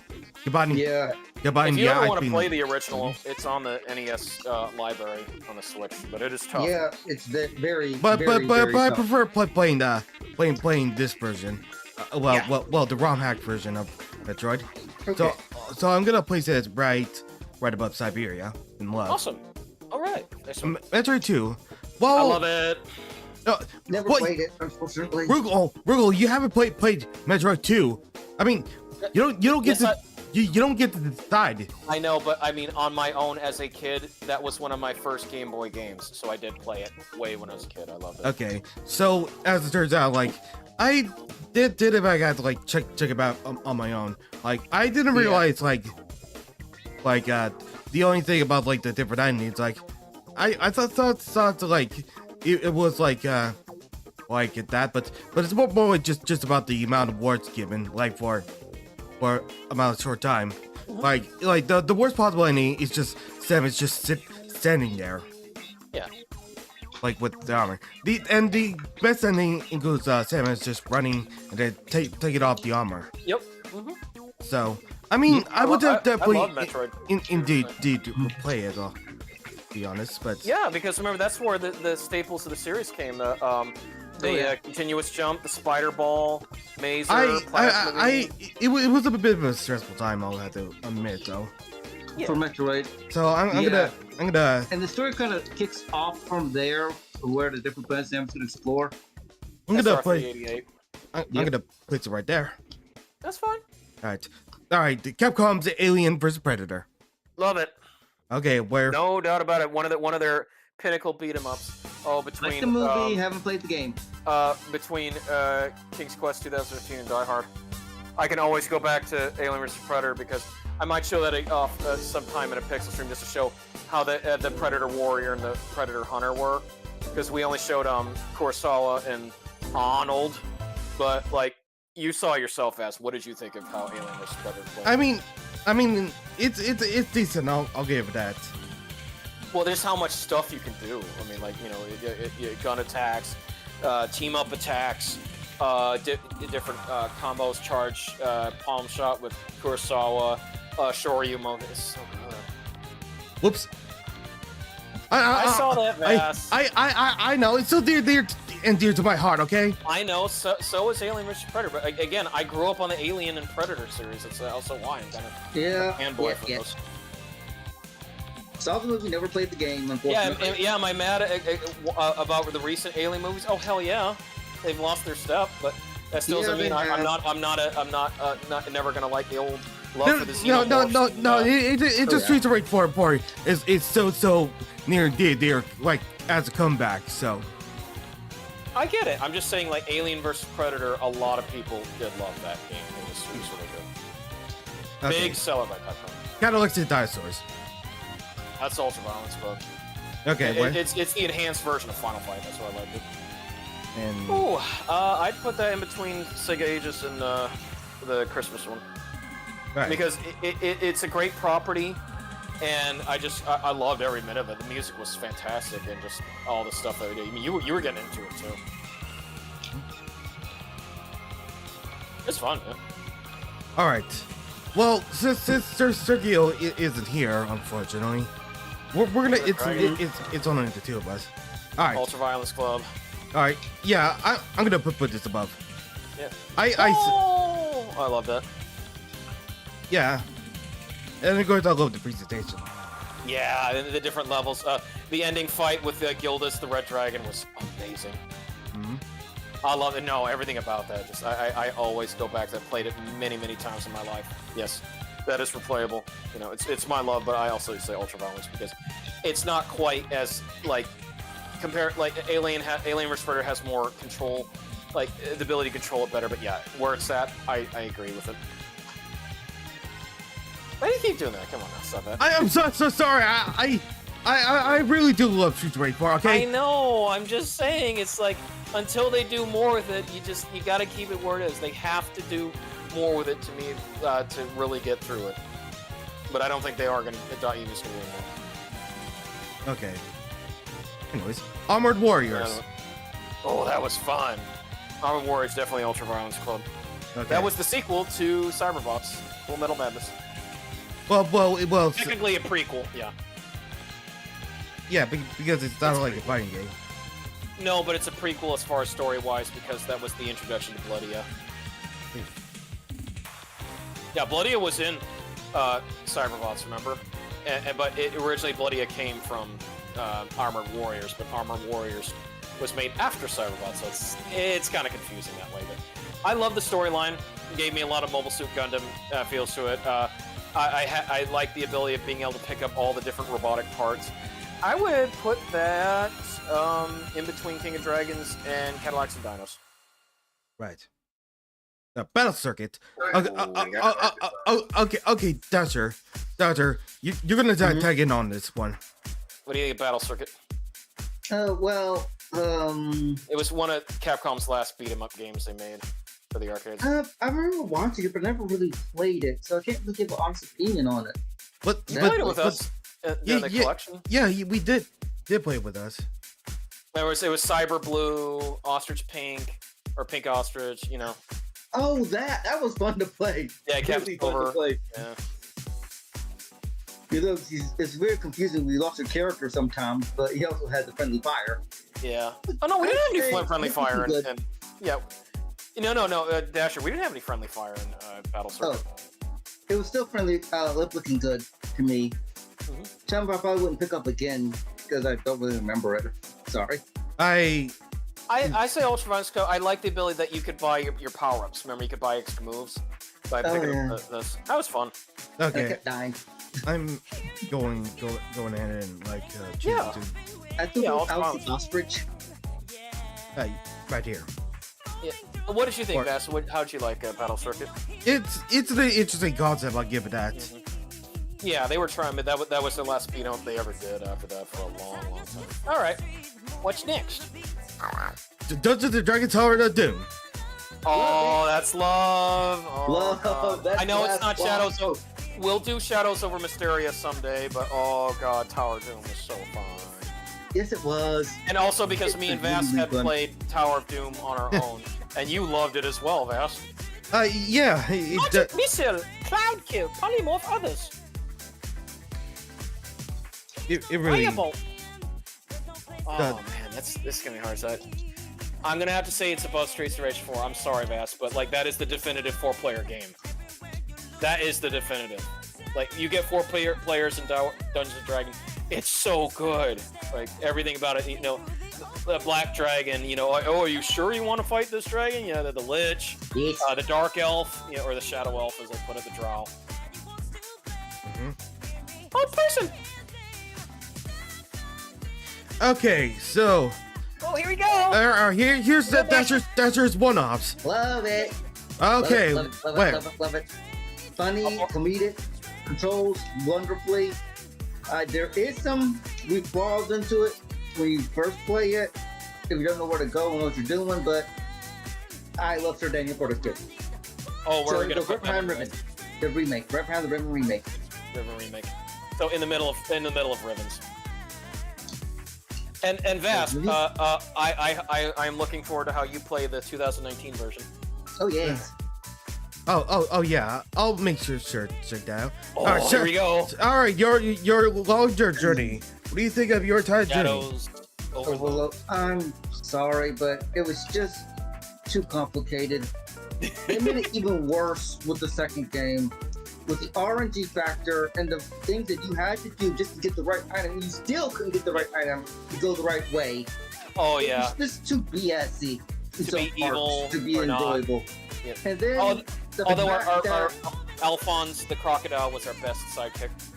yeah, and the fact that the whole entire traveling back to the past for that whole entire Goblin Killer mission thing with Hercule Poirot over and over again, and we still couldn't find out what to do. That was just the cream of the crop. It was just not a good time. You know what's my Not favorite a good thing? time. Was learning how to do the robotics thing. That was fun. Yeah, the school thing was okay-ish. It was just too complicated for me. I didn't have enough time to spend playing it. I didn't enjoy it. Also, Sorry. Dasher was mad when they got rid of the spittoons. I wasn't mad about that. It's just too cryptic and too BSy. So, not even. We did get the It's grub not hat even. though. It was cool. We getting did get the hat. grub hat. The grub I mean, hat was funny. I mean, you played Shadows of Overloading like front and back. Like you were a fan of fan of it. Well, Fan of West. Dasher was. Then I played it wasn't again, but it was just not an enjoyable time for me. Oh, and Dasher has played Kingdom of Loathing. Yeah. No, I haven't. Oh, you never played Kingdom of Loathing? I thought you did. Uh-oh. Oh, I know Vast tried to play Kingdom of Loathing. A What little did bit. you think of Kingdom of Loathing? It's just a simple browser game. Okay. All right. All right, now it's for your time to shine with all the picks. I'm always gonna love the Comic Tribes. I always am, regardless if it's arcade version or Super Nintendo version. I grew up playing it quite a lot. It is like mixing Kunio-kun and Double Dragon together. Always gonna be a fan of it. It's behind Streets of Rage 2. It just for me, like Streets of Rage 2 is always gonna have the better gameplay, but Comic Tribes just had the more like get a bunch of enemies on stream, start giant swinging, busting their heads, all that stuff. You know, the big ass guys, Berserker, Belova, Blitz, and I got to show off that cool little fighting player mode, which was nice too. And I love the artwork for it. Oh, it's very fun. I'll always go back to Comic Tribes. Easy enough to get into, but you have to master it. Like if you want to beat it on one life. All right. Excuse me. It was a great birthday gift I got to show off to you. What's next? Speaking of, well, actually, I'll go ahead and move it a bit. Okay, for Metamorphic Force. Oh, love. Yes. That is a love. I'll always go back to you too, Vas. Like, I know you like Metamorphic Force. I never played it. No, you did with me on the birthday stream. Remember, you were Claude, the wolf. The transforming game. Oh my god. I barely recall playing that. Yeah, it was really good. Basically, Ralios showed up. It had the transforming mechanic, and then it had elements of Fist of the North Star while the enemies exploded into chunks. It was really good. Yeah, the music was fucking phenomenal. I would put that in between Dungeons and Dragons and Alien vs. Predator. But that like I remember it well, Vas, because I played it so many freaking times. Yeah, in the middle. Yeah, there you go. I always remember it. I can always go back to it. It was one of the better. It was using the X-Men arcade engine, and it just made it fucking shine. Oh, I'm sorry, Vas. I loved Metamorphic Force. Okay. All right. Oh, so sorry. I still have to it's fine. drag this one down. Yeah. Like, All right. I still find Bob as two stories to be the weakest. Yeah, I even after understand. Souls. It's a simple, All right. simple Star Wars. All right, the arcade version of Night Slashers. The only one. save your rent for next time. I know, but it's the only version of Night Slashers. That's Data East at their best. I know we couldn't play 2-player on it, but it is wonderful. Music is fantastic. It's gory as shit. Love the fighting system. Everything about it is just phenomenal. this is my personal bias. As much as I love Metamorphic Force, you put that Night Slashers between Dungeons and Dragons and Metamorphic Force. It's such a good data east beat 'em up. It's wonderful stuff. Right. Yeah, I'll save my thing for that. Okay.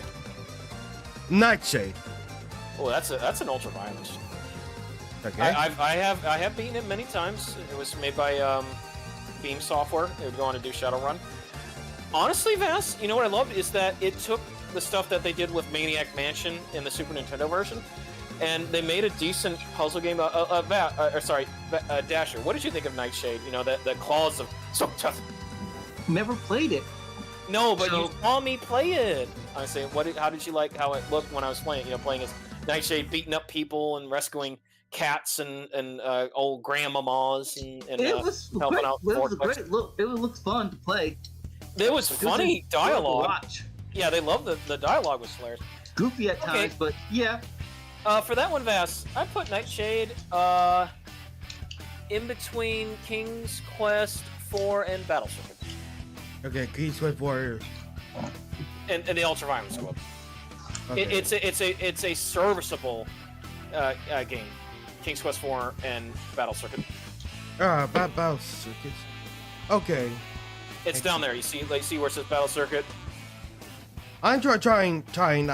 Where the hell did I? What? Okay, there we go. There you go. Yeah, love it. All right, Crazy Ivan. Oh, that's a not even. And it's doable. I would say. I mean, what makes it is the FMVs. Ivan's handler always like, you want to be lucky on this one, and she'd always give the googly eyes and the goofy face. Ivan himself is just hilarious because like he's only good at piloting mechs. He's pretty much dumb anywhere else. It didn't have much to sustain it. It was cool that you got to match your mech's weapons, but you could have done worse for a mech simulator. It's just more like an arcade mech simulator. I would put that. In the middle of Myst 5 and Master Levels of Doom 2. I could go back to Crazy Ivan. Yeah. Indigo Park. Oh, I love that. Oh yeah. Gary is all get up and go. Rambly. Lloyd. I lied. Yeah. I like the female parrot. Oh yeah, she'd always crash her plane. Yeah. Yeah, but she was the first one to die, which was so kind of disappointing. Yeah. Indigo. It was very good. I mean, just again, Unique Geese's first attempt. It gets me excited for what's to come. I put that between Chex Quest 3 and No Rest for the Living. It makes me really excited. He actually was able to do more than what Ban could do. So yeah. No, I'm so glad that's not on this list. Garden of Ban. No. That would go to the bottom tier where King Quest 3 is. They betrayed me. All right. Excellent. All right. Castlevania Circle of the Moon.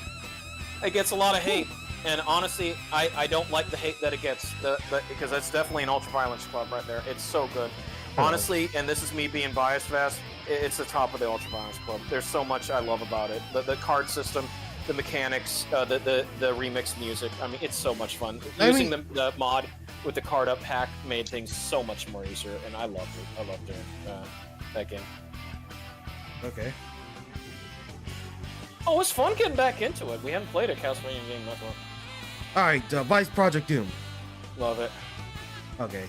It's one of the NES classics that a lot of people overlooked, and now it's getting a lot of fan appreciation now. Regardless of that, if Matt McMuscles cannot play it worth shit, and you have people like Slow Beef who hate its guts because it's not Ninja Gaiden.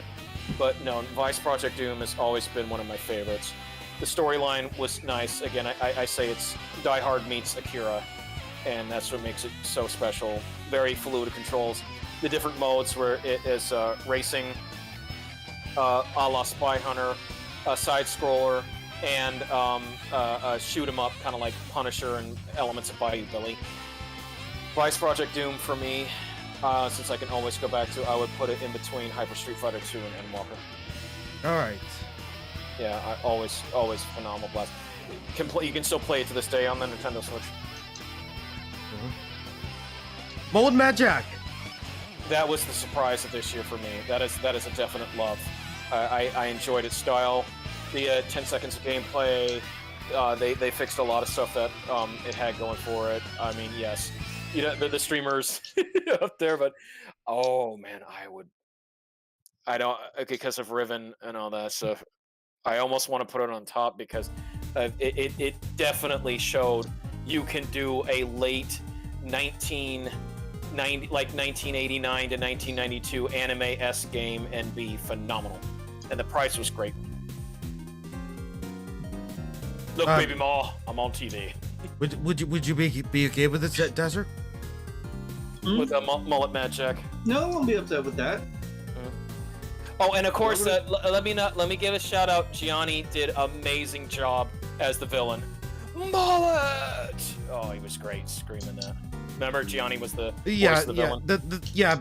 Mold Magic is also a randomizer and offers so much replayability, and it's still updated to today. And they like they have a badass collab with Ultra Kill too. Well, it's about to.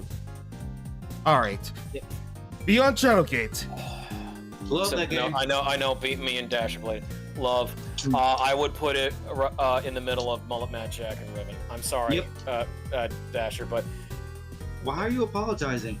Well, because I know Riven's like one of Science Fest, but it's just you saw for yourself, Fast. That is what I loved about Shadowgate. Done even better. Love the storyline. Yes. Love the different ways you can beat it. You know, trying to find all the endings. Secrets. Love all four of the endings. A nod to Deja Vu and the Uninvited and series. Shadowgate VR. Yep. You know, I'm sorry about Shadowgate VR, Master, but you'll get to it. You'll get back into it someday. You said it yourself. Beyond Shadowgate is a perfect definition of Shadowgate. They never missed a step, and the way they threw in the Shadowgate, the hero of Shadowgate, and the castle itself with all the parts that you get after you beat the game was just top notch, chef's kiss. But I loved it too because it felt like, again, and I go back to Tolkien Vast, but it felt like you were almost playing like Frodo, going on a big adventure. Going back to Mordor, to Mount Doom. Yeah. And even that ending, I won't spoil anything, Vast, but that ending, you know what I'm talking about, Vast, or Dasher. It kind of feels like, you know, if Frodo became, you know, like got possessed by the ring. I like that ending. That's my favorite ending. I know, it's so good. All right, Vast, Iron Lung. Ooh, okay. Iron Lung. Yeah. I loved how they did the scariness of that one because it came out of nowhere. The way the jump thing happened, because I never seen it work like that. But you got the good jump. Thing happening. Yeah. Before saying Iron Lung, it also got me alongside of Voyager 19. Hey, and you got to admit that Markiplier loved it so much. The fact that he's doing that movie of Iron Lung. I know he wanted to, because I mean it inspired him so much. He wasn't going to make a shit movie. He was really going to put effort into Iron Lung, which he has. Dudley Mix. Thank you, Vass. I don't know if you can hear the Dudley Mix. Yeah, so Street Fighter Third Strike. So yeah, I did in fact wanted to put this like I know like but like if anyone like asks about like Voyager 19, that also goes alongside Iron Lung. Yeah. Well, honestly, too, Vass, you saw how many people were clamoring to try to make the next Iron Lung. It's been done many times. That is until it got overshadowed by Buckshot Roulette. Yes. But again, it was made by the same guy. So yeah. All right, Venba. It's short, but it's actually sweet. So I might have. You know how I say it, Vass? It's Cooking Mama with a really nice story. Yep. I liked it. What do you think, Dasher, Venba? It was very enjoyable. The first part that I saw. You know what? I like the style of the graphics because it was kind of more like, you know, like cut out paper type of S. That's why I like that. Mm-hmm. Like very nice story. Lovely story. Parts that I watched anyway. I'll put it right there. And it was delicious because we actually got to go to an Indian restaurant on my last day in New Hampshire and was delicious. I like the food. Yeah, yeah. You tried to be young, right? What I had? I think I had biryani or something. I know it was spicy, but I was enjoying it. The rice there was delicious, and we had that nice naan bread, and it was like, oh my gosh. I had the garlic naan bread. I told you, like, next time you get the garlic naan bread. Yeah, I do love their naan, and I do love. Actually, like, without Bamba, the thing about Bamba, like, yeah, if it weren't for Bamba, like, I wouldn't. Inspire to. Would it? Yeah, Bamba inspired me to, like, check out Indian food. Yeah, be adventurous, and you have a really nice Indian restaurant.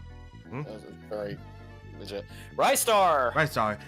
Well, put it ultra violence. Well, I may not be a bit good at it. I'll put that it was right our that was our debut stream for last year or this year when we did all of the new characters, and that's when we started the Talkies challenge. Yeah, I remember that. Yeah, Vas couldn't handle all those blue heats, and I was just like, yum yum yum yum yum. Jesus. Yeah, you remember that, Vas? Yeah. Oh, I still get Talkies this day. A zombie, if I can get that one, is my favorite because that's the cucumber habanero flavor. All right. Okay, what more? I put some 311 songs in a mixtape, but you don't have to use them. Okay. I'm not sure. Los Chemical Plant Zone. Okay. Resident Evil 0. Okay, well, it's the speedrunner's most hated game. I don't mind it as well, but probably gonna have to put it ultra violence right there. Yeah, it's not bad. I think the thing that really killed it was the lack of inventory and having to go back and forth and ditching things everywhere, and then just like they kind of gave it the issues with Resident Evil 1 into that. So Rebecca was on par with Jill as far as like just she couldn't even take a hit without being in danger. So you had to rely on Billy to do everything. I really do love Billy. Oh yeah, Billy's great. It sucks that he's never came back. Yeah. But like Rebecca, I was just amazed. Like, why did they give her Jill Valentine vitality from RE1? Come on, she could take more hits than Chris's route. Yeah.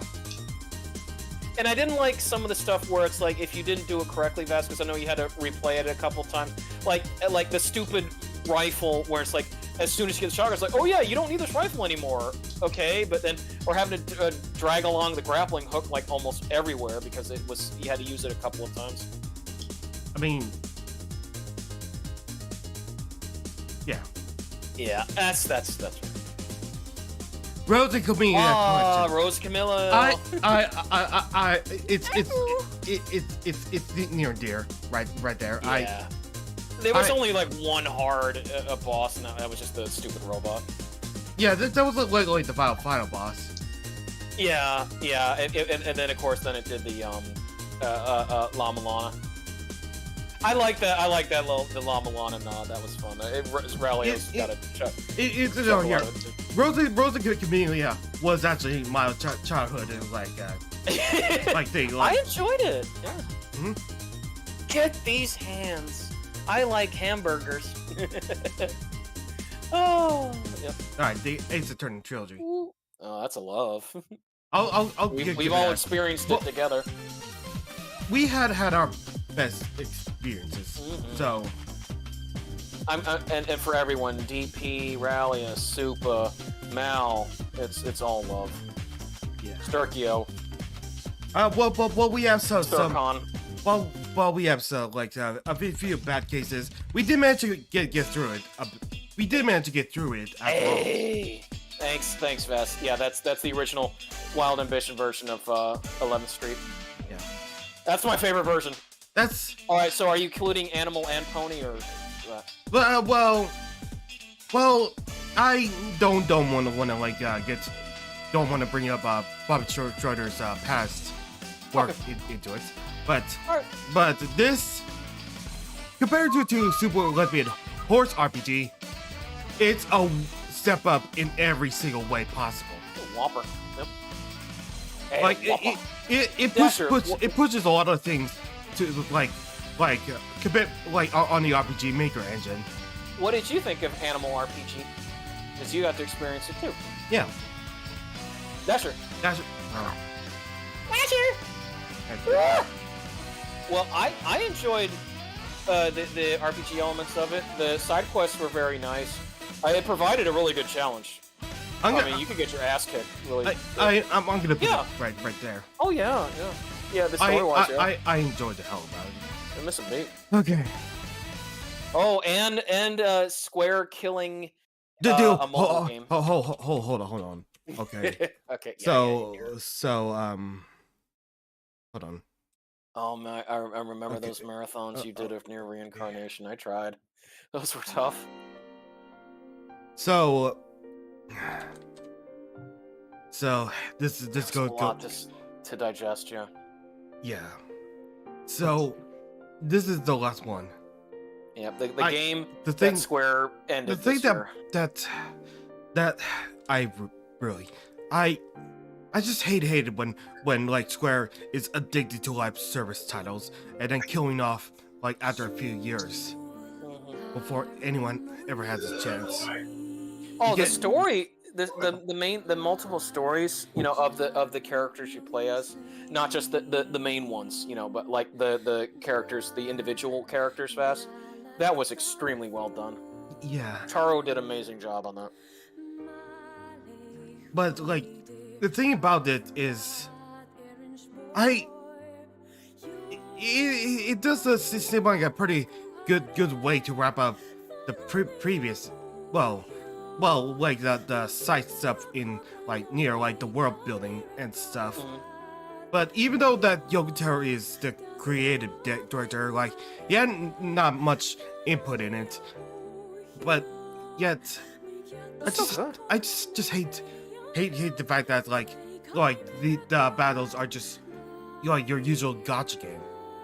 Yeah, a lot of it was like, hey, make sure you do well to get this, otherwise, yeah. No, the thing about the gacha game is it just auto battle and you're done. Yeah, that Street Fighter game had that, and that's why I kind of fell out of playing that one. Just got too samey after a while.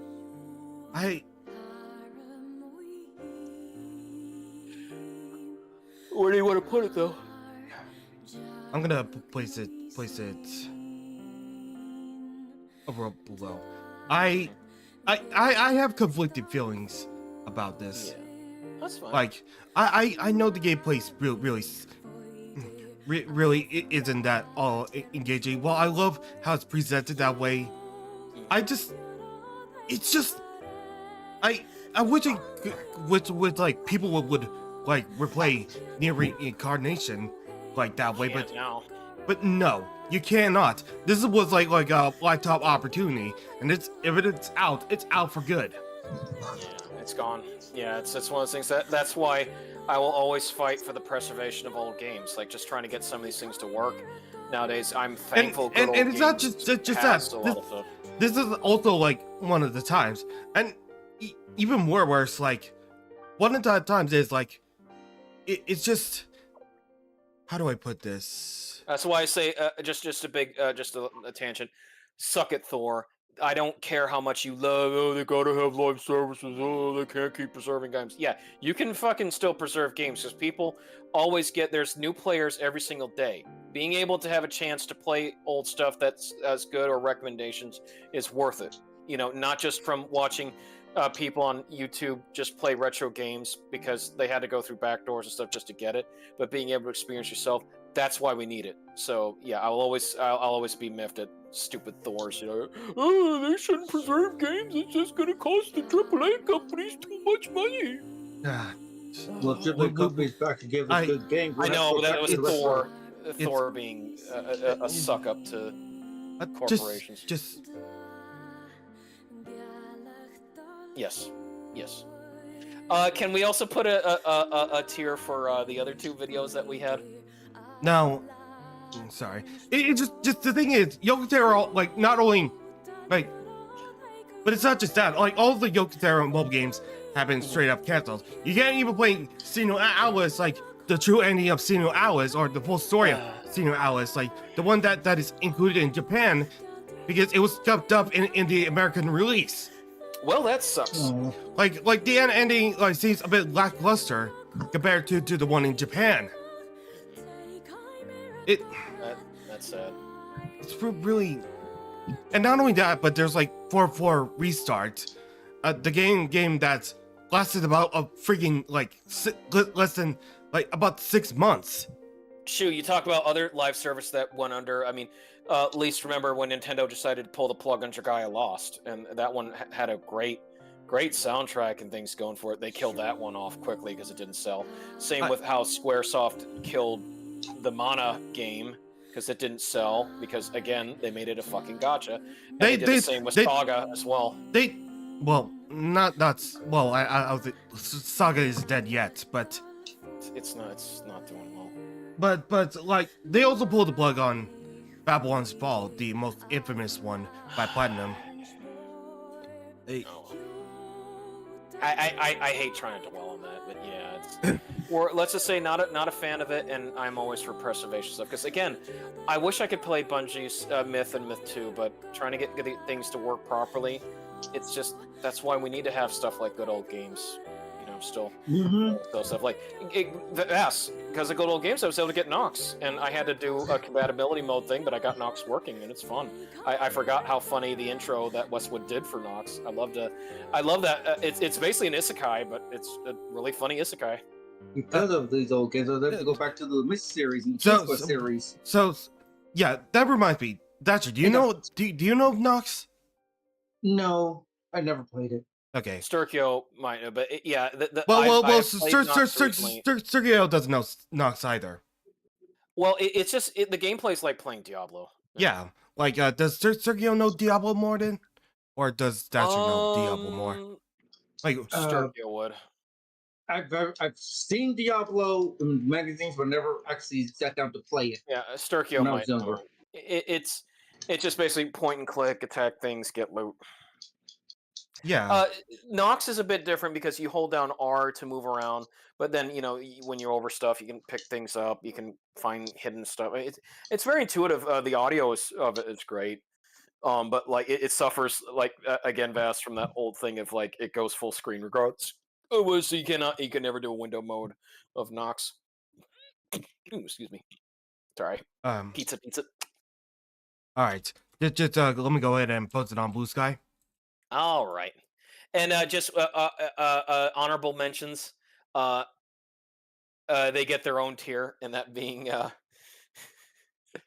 that being Cooking with Jack universe, and poorly that doesn't cooking deserve King to be and poorly cooking King with the Chi-Chis. Yeah. Okay. Oh my god, dude! I'm gonna just dump this bacon grease down my toilet. Whoops! Oh yeah, just for old time's sake, Vash. I think we still have it here. All right, there you go. It's all there. Actually, no, we don't have that one. Some of the time. Whoops! All right.